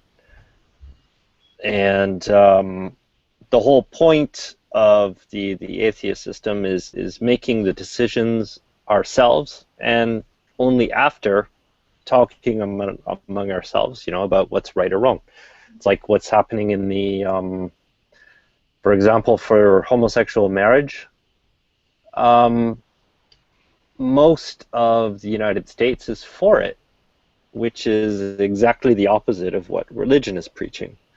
So, like, this is already happening, this individual thought process. I go with that. I don't know what more, but just saying that religion is actually, it's removing the very thing that makes us human, and they're reserving it to, how can I describe this? religion is just another form of totalitarianism, just a self-elected, enlightened few thinking for the many. And it basically reduces their following, these thinkers, to a state that's not much different from a lab rat, if I can put it bluntly. Because, you know how you train a lab rat? You get the electric shock if it does something wrong, and it gets a reward if it does something good. Religion takes this complex inner process that is judgment, moral judgment, or value judgment, I call it, and it reduces that to a black and white reward or punishment, and that's it. Joseph. And hold on. I got a problem. Did I just unload too much? No. See, you used air quotes, and I'm going to go ahead and tell the people who are listening on the podcast afterwards that anytime you hear me use the term air quotes like that, I'm actually not using air quotes because I don't ever want to see you do that again. That is so undignified. Don't do that. Air quotes? I love air quotes. What's wrong with air quotes? If you're gonna go ahead and do air quotes, at least do the Victor Borga version. At least that's fun. Can we say scare quotes? I'm pushing. Sorry. You know what? You open up your mouth. Here's your chance. Go ahead. There's your opportunity. Go ahead. Why don't we even bother with this whole maybe we should take over the world? I mean, oh God, can you imagine Bill Nye being able to use that line? That'd be great. We don't want to. That's it. I'm sorry. I'm still trying to get over watching Bill Nye cuss for the first time that I've seen. With the Wildcat minions, it would be so fun. I've already got 5. I have 4. Here we go. Kitties will take over the world. Invasion. Our fanfare as we march through the streets will be the Nyan Cat theme. Yeah, there we go. As performed by Pussy Riot, exactly. Yeah. Oh yeah. Yes, it's very good. Very good. Cats. Okay, seriously, Bridget, why don't we want to go ahead and just take over and just be done with it? Oh, well, I mean, I can only speak for myself. That's boring. I know. I mean, about as much trouble as I get up to when no one is looking is maybe ripping the tags off of mattresses in violation of federal law. I just, to me, the moral choice is to do what you're supposed to do or what you feel is right when no one is looking. If someone's looking, that's not really moral or ethical. That's being afraid of being caught. But that's and if that's the only reason why you have to behave, then you scare me. In the question, because we as individuals know what's right or wrong without anybody else's help, because it's a matter of survival. It is, but I'm thinking about with the group. But religion is telling us that we don't have this ability. Right, but I'm thinking back to something that came out a few days ago that Michael Seawald said. He's one of the Duggar in-laws. I think Jessica Duggar's father-in-law. Jessica. Okay. Had made the statement that the only thing keeping people from molesting children, given the time and opportunity, is the restraining grace of God. And if that's the only thing that is keeping him from molesting kids, that's scary. I've always said, if the only reason you're not out raping and killing people is because of God, then keep believing, please. Yeah, but look what happened with the Duggar family. With the Duggar family, they did molest children. Exactly. Yeah, exactly. So, I'm saying that more of it would go on all the time, and the only thing that keeps it from happening is God. If you really think that, you're a sociopath, and I don't want you anywhere near me. And yet, it's scary. look at all the quote godly people that do all that kind of crap anyway. Anyway, because they can be forgiven. And not only that, but they use the cover of being a religious person to deflect suspicion from what it is they're doing in the first place. Or, I'm not perfect, just forgiven. Yeah. But and to me, the being forgiven part isn't so bad as the fact that they use, well, I'm a God-fearing person, so I've got good morals, and meanwhile they're sneaking around doing all kinds of nasty things to vulnerable people because they know their facade of being religious and therefore moral means people aren't going to pay attention to them. Well, I mean, not only are they hypocrites, but they think that we are the dangerous ones. They do, and we are a danger to them. That's it. Yes. So like they exactly. It doesn't matter. They just want to diminish anyone who thinks for themselves, who doesn't follow their rules. Through any means possible, they're going to diminish that person as a person. They call them names. It doesn't matter. Logic doesn't even enter the question. And a lot of it is actually projection of what they are doing. They're like, well, don't look at me because those people over there are the ones that are doing it, not me. And it's total crap. Yeah. They're just projecting their own failings on groups that they believe they can marginalize. Yeah. Sorry, Shujin. Tangent. Tangent. Just blew it. Wow. See, you guys actually reminded me of the one guy from Duck Dynasty who had made the statement. He had made a situation about what would happen, if two guys broke into an atheist man's house where he had an atheist wife and two atheist kids, and basically rape, torture, and murder. And he made the guy watch all that, and then the two guys basically made the statement of, well, good thing this is normal. We're normal. Well, wouldn't the atheist guy think that this wasn't normal? And wouldn't it make him think? And it's like, yeah, because we actually have morals without God. So you actually, in your attempt to make us look immoral, you actually prove that in that hypothetical situation, you actually prove that atheists do have morals. He also proved that his brain grew out through his beard. Well, it's like that oatmeal cartoon of the extremists. The Islamic extremists were like, hey, let's go bomb an embassy. Well, okay then. And Christian extremists are like, hey, let's go bomb an abortion clinic. Well, okay then. Atheist extremists, hey, let's go drink some microbrews and go talk outer space. Well, okay then.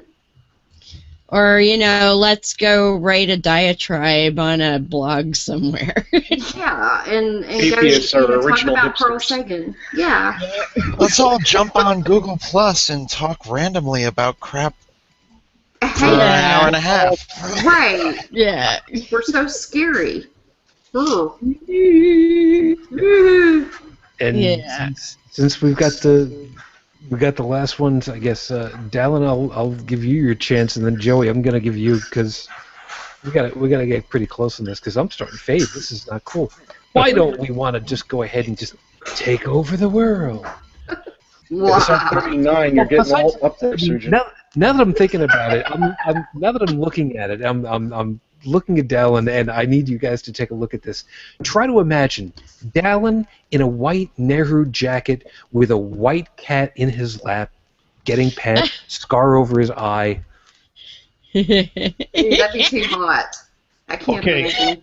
Just for the record, I am not shaving myself bald, okay? Just let's get that out in the open right now. You can get one of those bald caps that,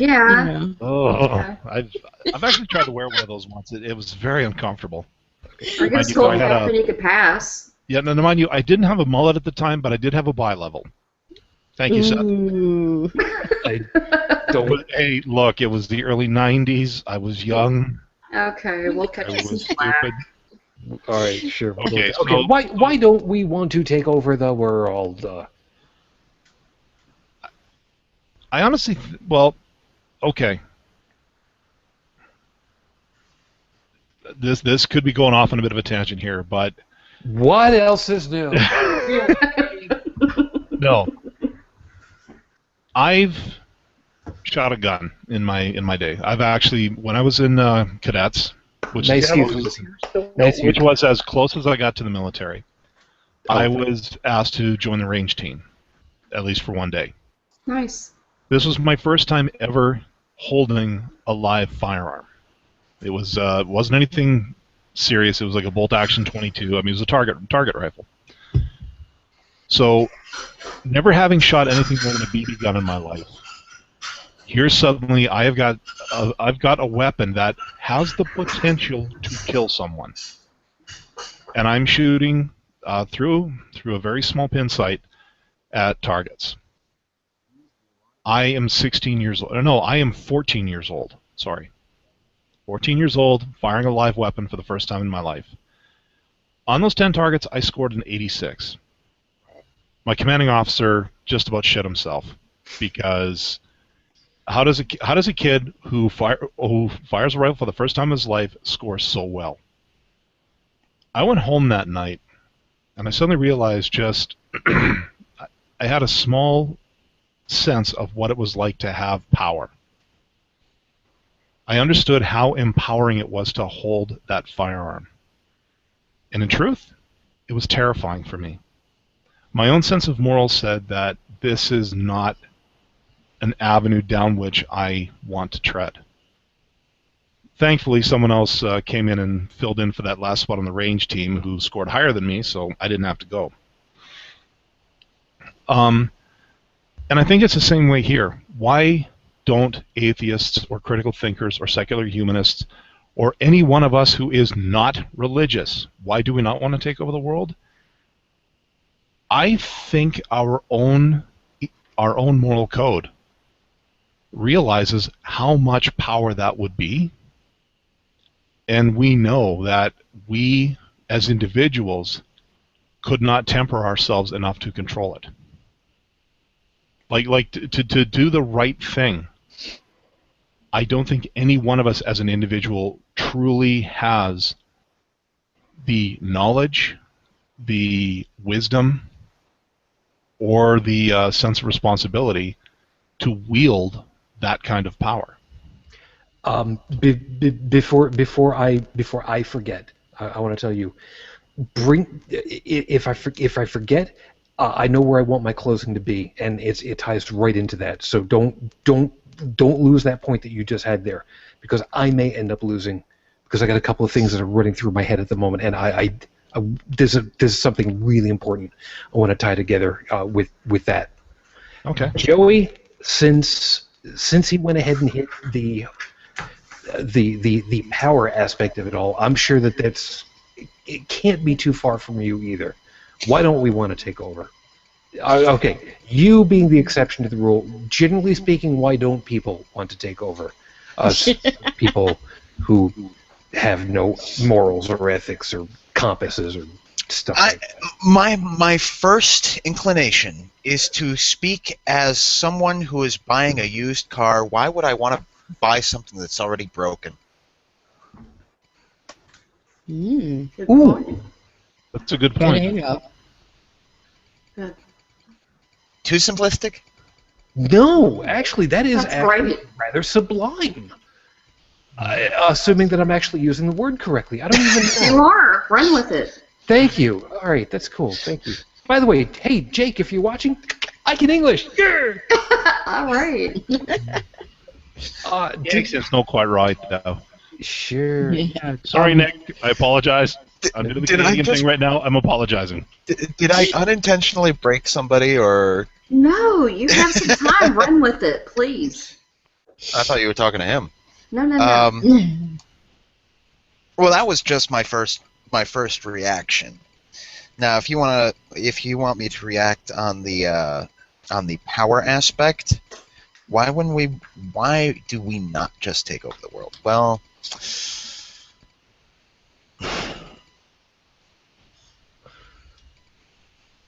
somebody might argue that, we believe that it has to be a free choice. We believe in free choice. It has to be a free choice. for people to think the way we do. It has to be, you have to come freely to this conclusion through the aspect of reason. That's what I would like to say. Then again, there are also those who will say, yeah, you also have to freely invite Dracula into your house before he can come in. Well, you do. I never get invited anywhere. That's because you don't find parts in your, party paper. Okay. But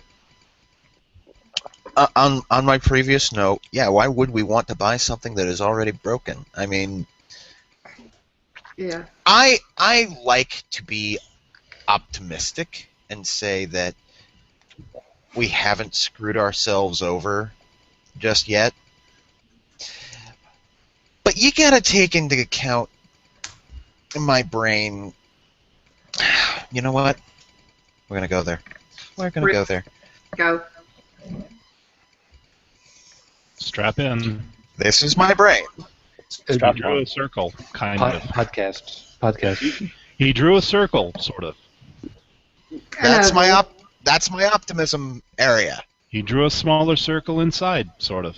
A very small circle inside. All of that is my pessimistic area. His pessimistic area is very chaotic and large. Yes, so very the small area. As you compared, it was. I would liken myself 20% optimistic, 80% pessimistic,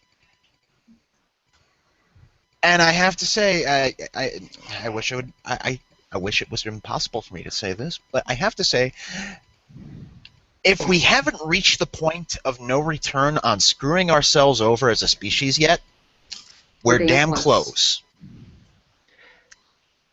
Jinx. By the way, by the way, just because I didn't hear anybody else notice it, am I the only one that noticed that his optimistic side was really, really black and dark? Yes, and we both agreed that we're screwed pretty much. We're damn close to the return.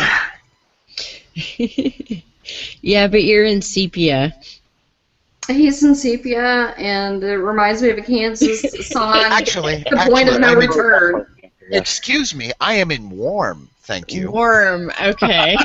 Okay. Well, first I have absolutely zero saturation on my camera, which is based on my camera settings, and then on Google Plus's settings, I have it set to warm, so everything's nice and warm. And now you see right there. You look good. Right there, that actually reminded me of we were talking about the news channel that we were going to have, an atheist news channel. Okay, so here's the thing. I would think it would be called Facts News or Fab News. The two lead anchors. I kind of wish Chris was here. One of the lead anchors would be a completely effeminate gay person. The other anchor would be an obvious trans person. Anyone else? I'm trying to think. Who else could we get on there to offend absolutely everybody? Jake Farwharton. Yep. Jake Farwharton would be Jake Farwharton would be the weather guy. Nick Morganmore would be the sports guy. Tom and Cecil. Yeah, Tom and Cecil from Cognitive Dissonance would be two of the op-ed people. That sit around. They would actually host Facts and Friends first thing in the morning. Charlie Wright should be an anchor, and I think that No Illusions and Ethan Wright could do the commentary. What about me? Yeah. Oh, and Lucinda Illusions would of course be the roving reporter. Yes. Yes. Yeah, she'd be out there. Yeah. Let's see. We would have the barroom factor. Of course. Phil Susie, yeah. Yeah. So that's kind of where I was thinking of it.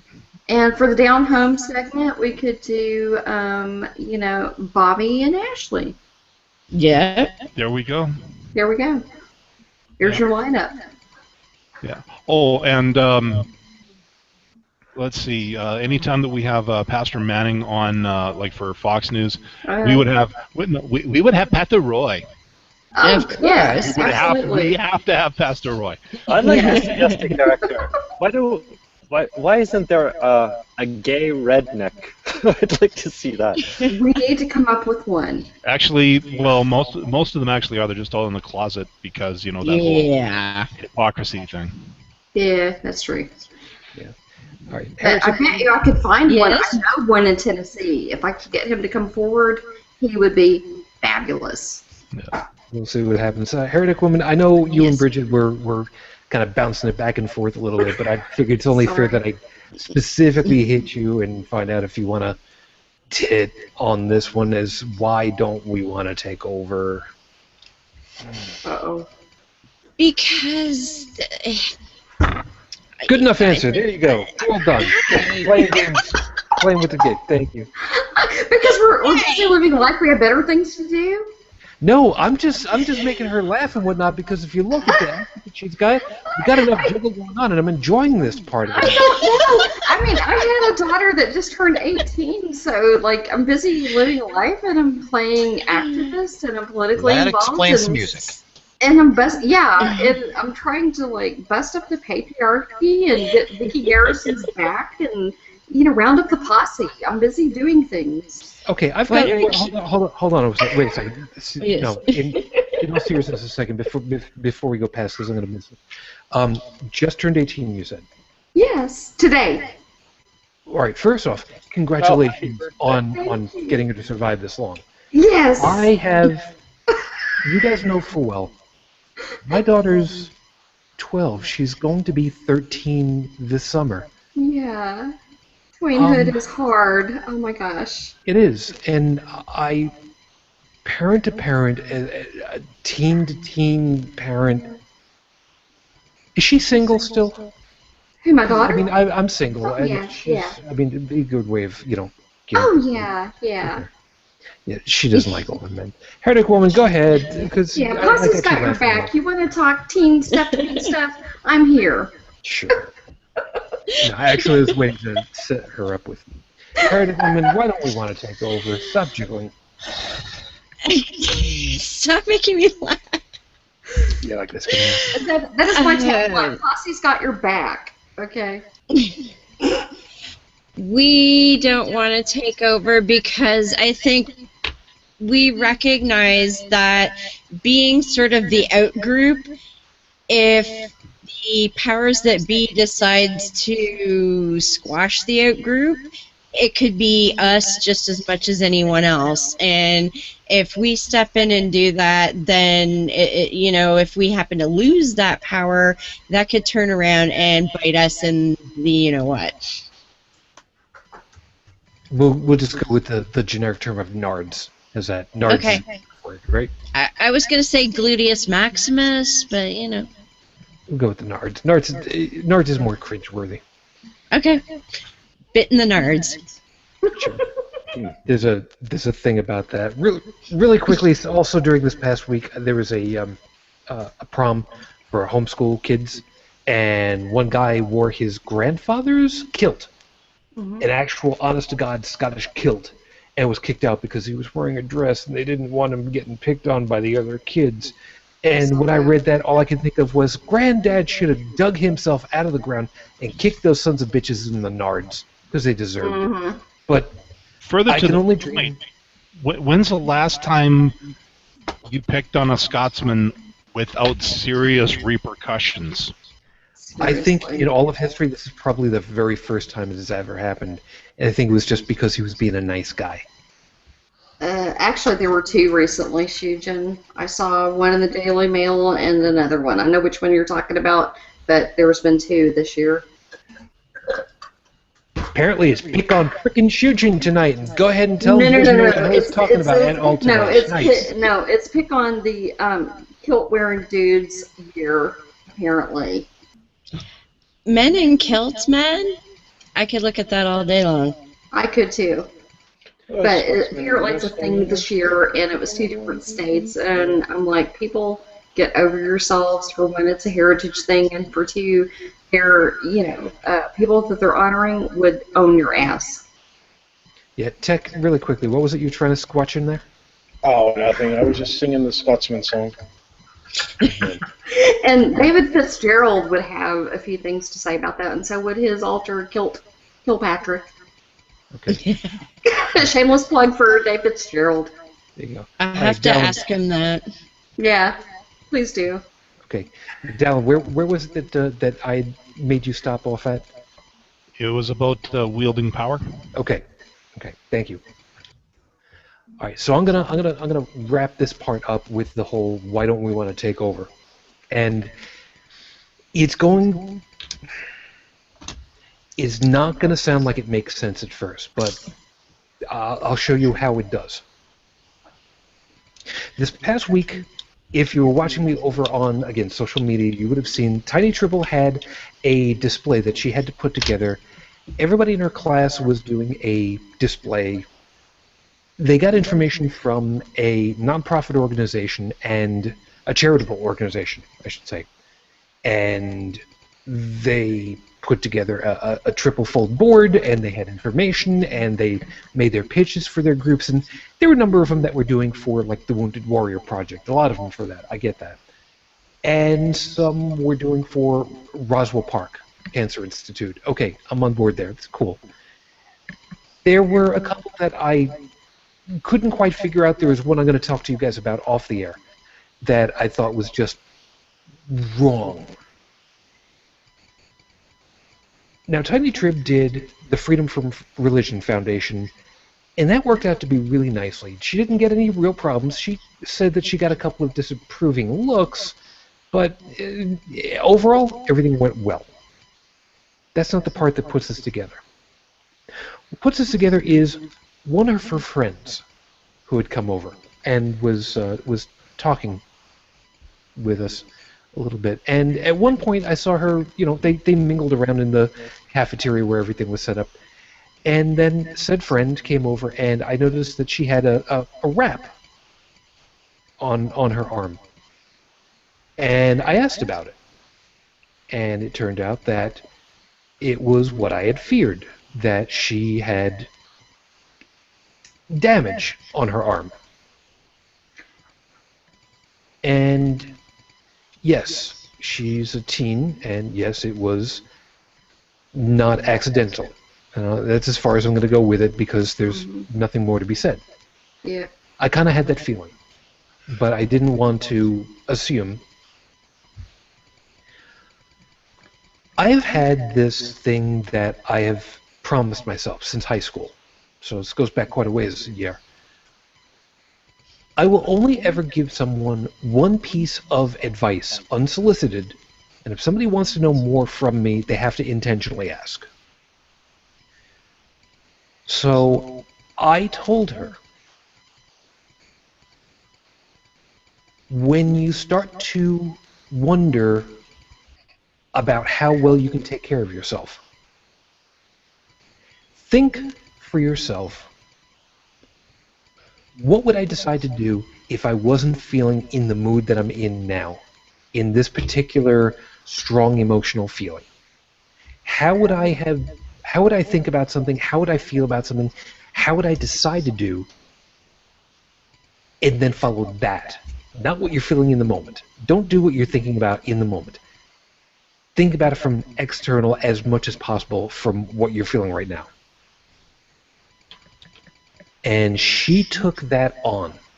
She took that on for herself, and she remembered it a couple of hours later, because I talked with her mom, and Mom said, you know what, that's exactly what she repeated back for me, and that's really cool, that's really great, and we can hope. There's too many situations where at this age this kind of thing can turn into a terminal situation.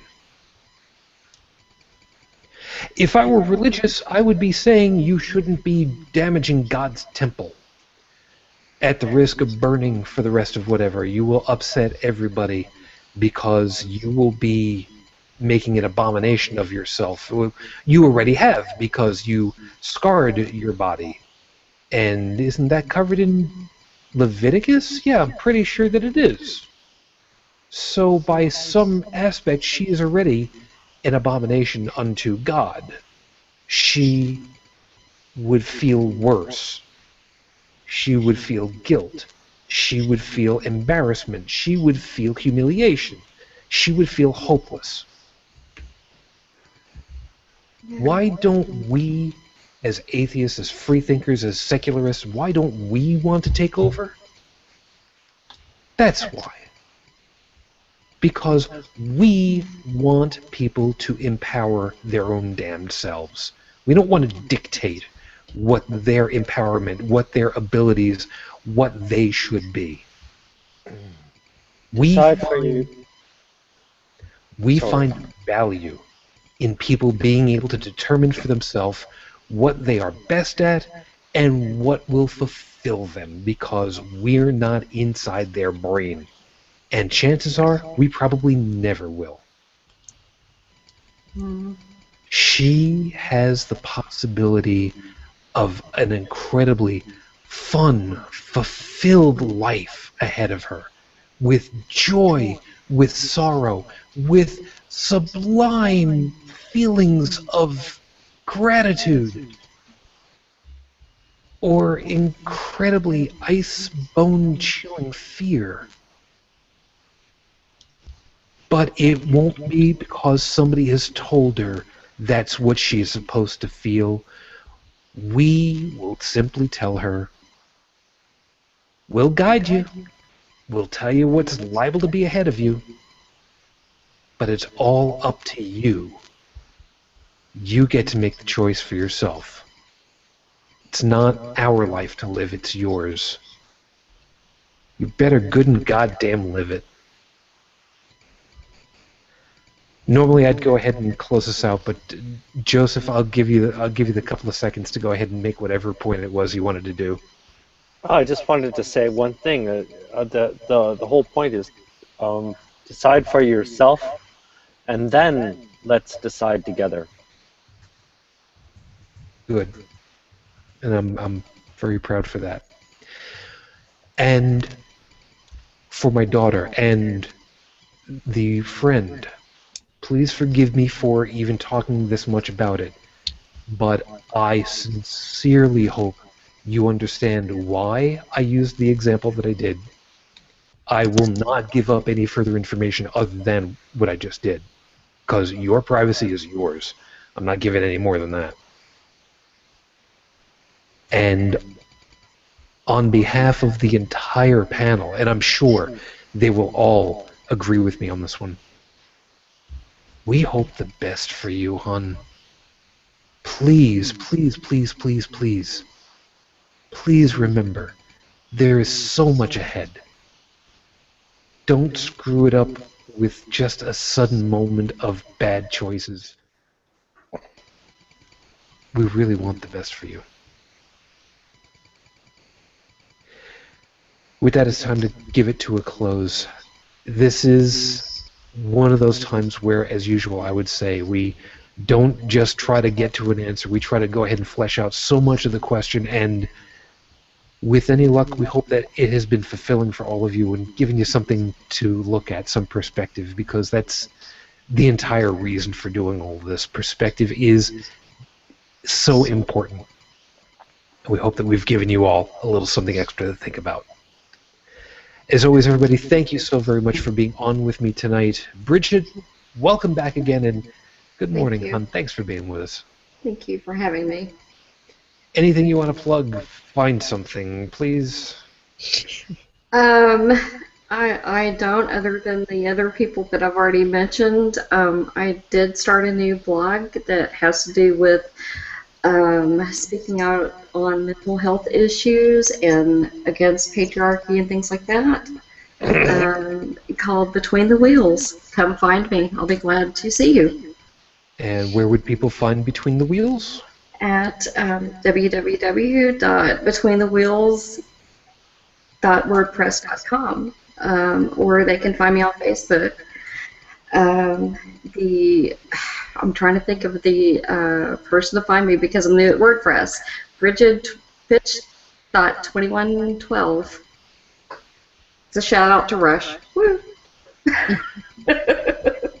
Fair enough. We gotta see about adding. You know what? As soon as I get something that resembles a bio, I'll make sure that I've got you put into the hosts page over on the webpage. And Yeah, I'm still trying to come up with that perfect bio, but it's all over the place, so I'm not sure. Perfect bio, really? 2 sentences, something that says I don't know. But I'm so intersectional with so many different things. I'm still trying to narrow it down. The sooner you get it done, the sooner I fix text line. Would you please? Okay, I will, sir. Thank you. Don't call him sir. Prior military is bad habit. Sorry. He has too big of an ego already.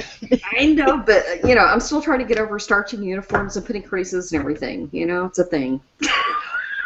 It's bad enough I make people call me Shujin, and you don't even realize how just egocentric that is for me. Tech, good morning, thank you. You take care of yourself. Okay. Wow, okay, that's it. Fine. Thank you very much. Appreciate that. I was trying for the minimalist approach, and apparently I shocked the shit out of everybody doing it, though. I see Joe over there is having an aneurysm. He's like, oh my god, he didn't go into some long diatribe with a tangent and a cosine, and... You know what? Whatever it is that you want to do with your X and Y axis is your business. I'm not going to get into all that. Well, it's the Z X that and Y really axis. gets him going. Just as the ladies. That's all there is in the corner.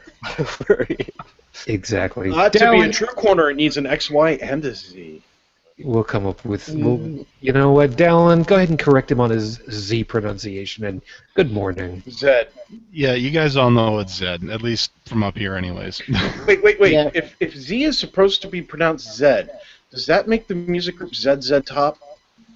Yes. Good question. It is actually funny you should say that. How funny was it? It was so funny that I forgot to laugh. Get to it! Jeez! Yeah, Wow. may I go back and correct my website? It's I'm getting complete- bridgetfitch2112.wordpress.com. There you go. Anyway, There we go. I had a French teacher. Nope. We had asked about. He had asked us about favorite bands, and somebody wrote down ZZ Top on the name of the thing, and he went, "What band is this? This ZZ Top?" And we all just kind of looked at him like, "Are you gonna laugh? No. What about you? You gonna laugh? No. Well, then I'm not gonna laugh. Well, somebody's gonna laugh. Well, it's not gonna be me." Eventually, 35 kids basically burst into tears from laughing so hard at this. No. You know what? That was the least of his gaffes throughout the 3 years that I knew him. So, I think he actually ended up in a hotel room, completely strung out. Word had it there was a prostitute, but no. Anyways, Was he later elected to mayor? no, he was actually far too thin to do that. Good Anyways, morning, Dallin. Plug all the crap. Yeah, good morning. Just a bit of an update.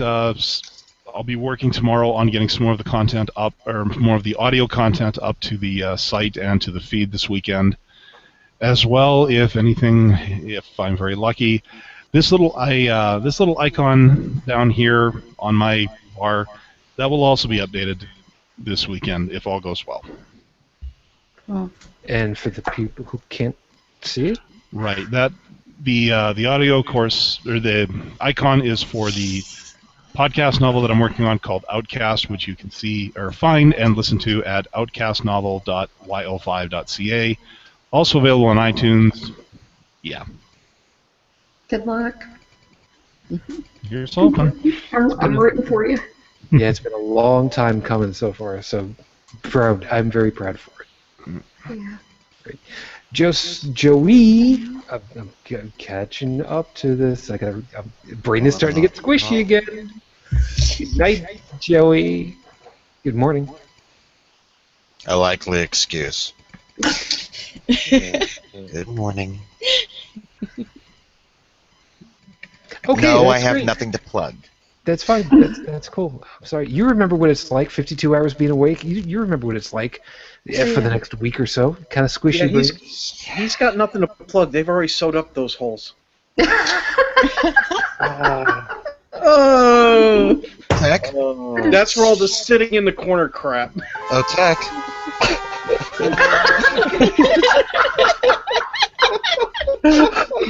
Brilliant. Tech. Darling. Dearest. Sweetheart.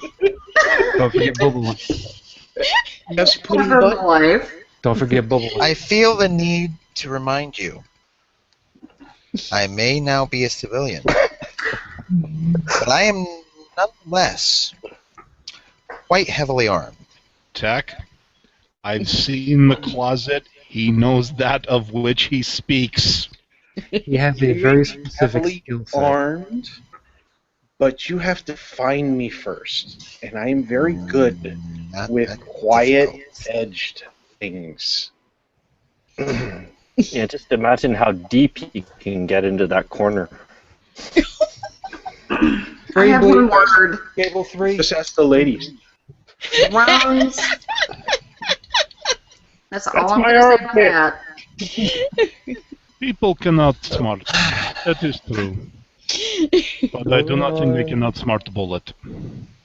Be surprised. Heretic Woman. Good night. Good morning. Plug all of the things because there's a lot of things to plug. I heard you. Yeah. I heard your voice on a podcast. Which one? Could it? Well, how many of them do you have any kind of a voice on? Well, Let's hear them all. Well, okay. Well, I just did a show for Tucker, the Trailer Park Atheist, Part 2. We were reading a chapter out of a book called Bible Myths that was written in the 19th century, which is kind of cool, and comparing the myth of Jesus to the myth of Buddha, which this guy came up. It was very similar, very odd.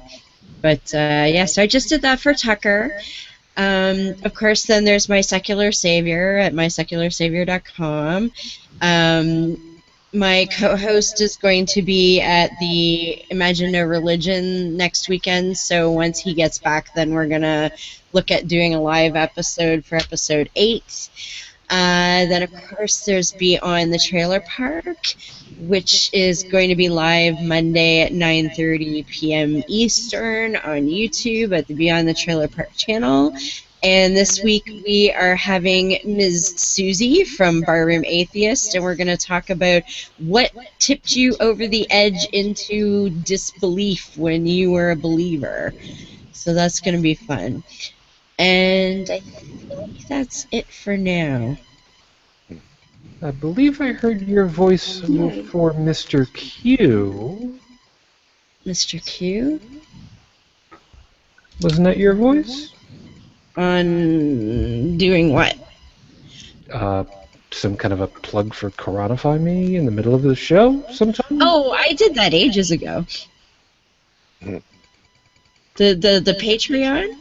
It could have been. I don't know. You know what? I don't care. I did a sexy Patreon plug for him like months ago. He just probably recycles it from time to time. See, Paul, you got to plug. You got to plug, and you know what? It's fine. It's fine. It's fine. Just remember, that's fine. Yeah, there's a few places that I've been. She gets around. I've been everywhere, man. I've been. You being everywhere is one thing. Her being everywhere is going to put a whole new spin on this thing, and we're not doing that now. We gotta get out of here. Oh man. Okay, look, I had no intention of going there. Okay, so. No double entendre intended.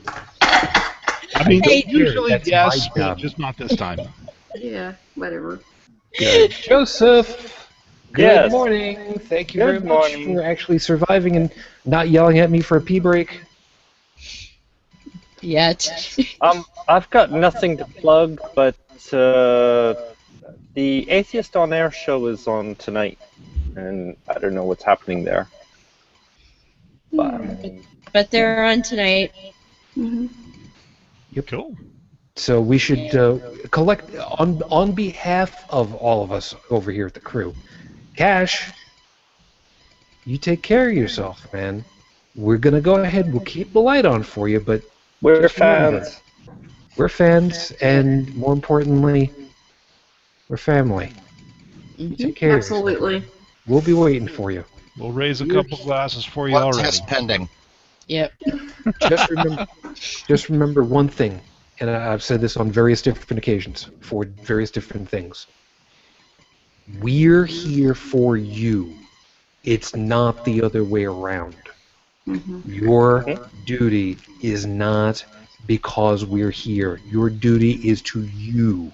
When you're ready to get back behind the mic, we'll be here. Don't worry, we'll train Stephen to go ahead and take care of things really nicely. Yeah. Kind of the same way that Tom and Cecil know how to take care of the show when... No, they don't know what the fuck they're doing. Is this where we're supposed to say glory hole? Yeah. You know, I did that once. On another show, TMI! No, trouble. Dallin was in the glory hole. No, Tech. Oh. I was doing another show, and I was amazed at the amount of listeners that I was actually able to see on the radio stream. And I said, folks, I just have to come out and say this. Glory hole, you guys effing rock.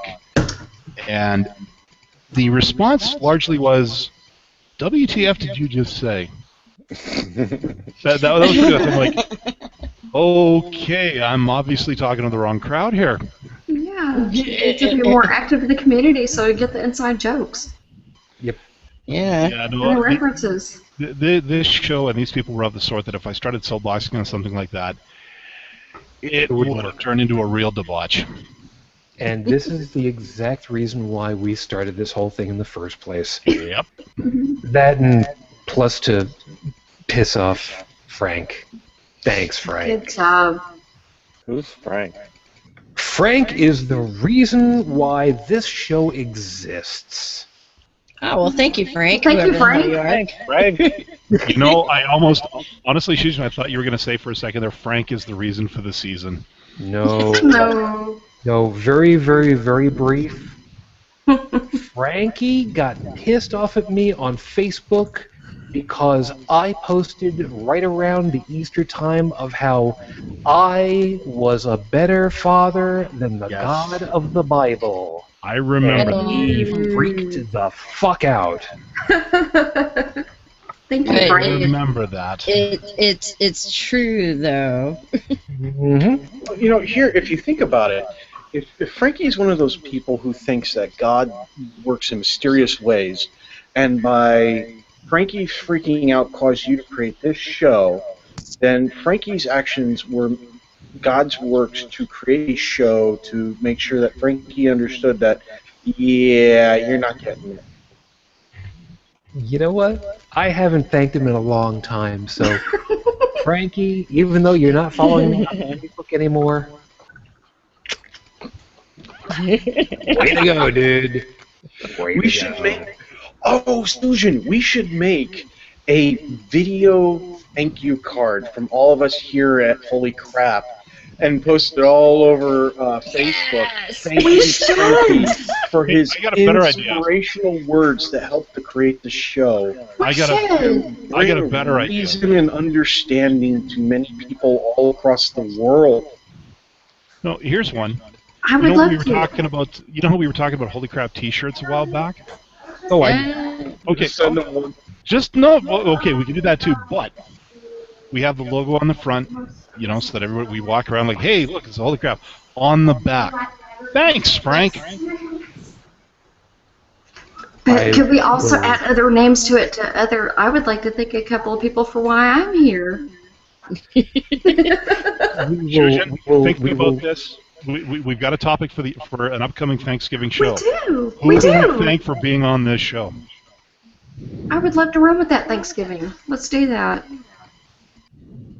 At least for a 5-minute segment. okay. We will have to consider that. But Now, not remember Jean Chrétien's speech. And I would like to thank. Heretic knows what I'm talking about. I'm not playing a barbarian. I can't tank. I've been one, but I suck at tanking. I do better as a cleric. Best Try tank I ever saw was a Brewmeister monk. But I prefer a wizard. Boom. I play a pretty good monk. The Pandaren Brewmeister Monk was probably my favorite one to ever watch because drink beer, shoot fire at your enemies. I'm on board with this. I like wizards and I like being able to kite and blow up stuff. If any NSA people are watching that doesn't mean what you think it means. We're all World of Warcraft people here, NSA. I'm a level 9 monk. You're going to arrows at me. I would like to point out that I have never played WoW ever. One friggin' second here. Excuse me, Mr. Dallin. Would you care to rephrase? Would you care to rephrase your statement? Gamers for the win. Okay. Allow me to retract that statement and say that we are all here for the most part. I would say the majority, MMO players. Can we go with that? I have said this before, and I will say it again.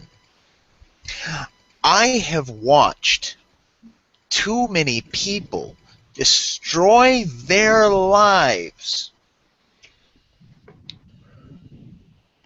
and throw every single cent they had at... Wow, I could really complete this sentence with religion, couldn't I? Insert religion here. Anyway, here, Joey. Well, insert religion here. But anyway, I have seen the worst cases you can imagine of WoW addiction. Oh, yeah, I know. Yeah, but and I will never, ever, ever touch that game. Also, I have absolutely no freaking the whole system of how the interface and all that stuff. No. But in defense of MMORPGs, I will say this, that for the entirety of my marriage and after having birthed offspring, the family that games together stays together. We know where each other are at all times. We know what we're doing, and it builds a sense of community in the household. Well, of course. I mean, not only did Scott Manley get his daughter to build a rocket, but also his dad and his brother. Guys? So we've just gone all over the place. Oh, look at that. KSP. If you want a game, go for KSP, because it has rockets. But ESO is pretty cool, too. Guys? Yes? We'll talk about video games later. Okay, it's late. And the ironic part about it is I'm about to jump into Star Trek Online just to go ahead and get a couple of minutes of decompression time. Thanks. Yeah, do that. Yes. So, all of you, thank you very much for your time and hanging out with us and your earhole stuff. Find me, in particular, under the name Shujin Triple pretty much everywhere. If you want to go ahead and send an email over to us, again, it's podcast@holycrapthevlogcast.com. Dallin, go ahead and start the background music right here. If you want to go ahead and find us on Google, Facebook, Twitter, and the YouTubes, it's all under Holy Crap the Vlogcast or Holy Crap TV for Twitter. And, of course, if you'd like to leave a voicemail message, it is 859-HCTV-554, 859-4288-554. Thank you so much for your time, as always. It's been a pleasure.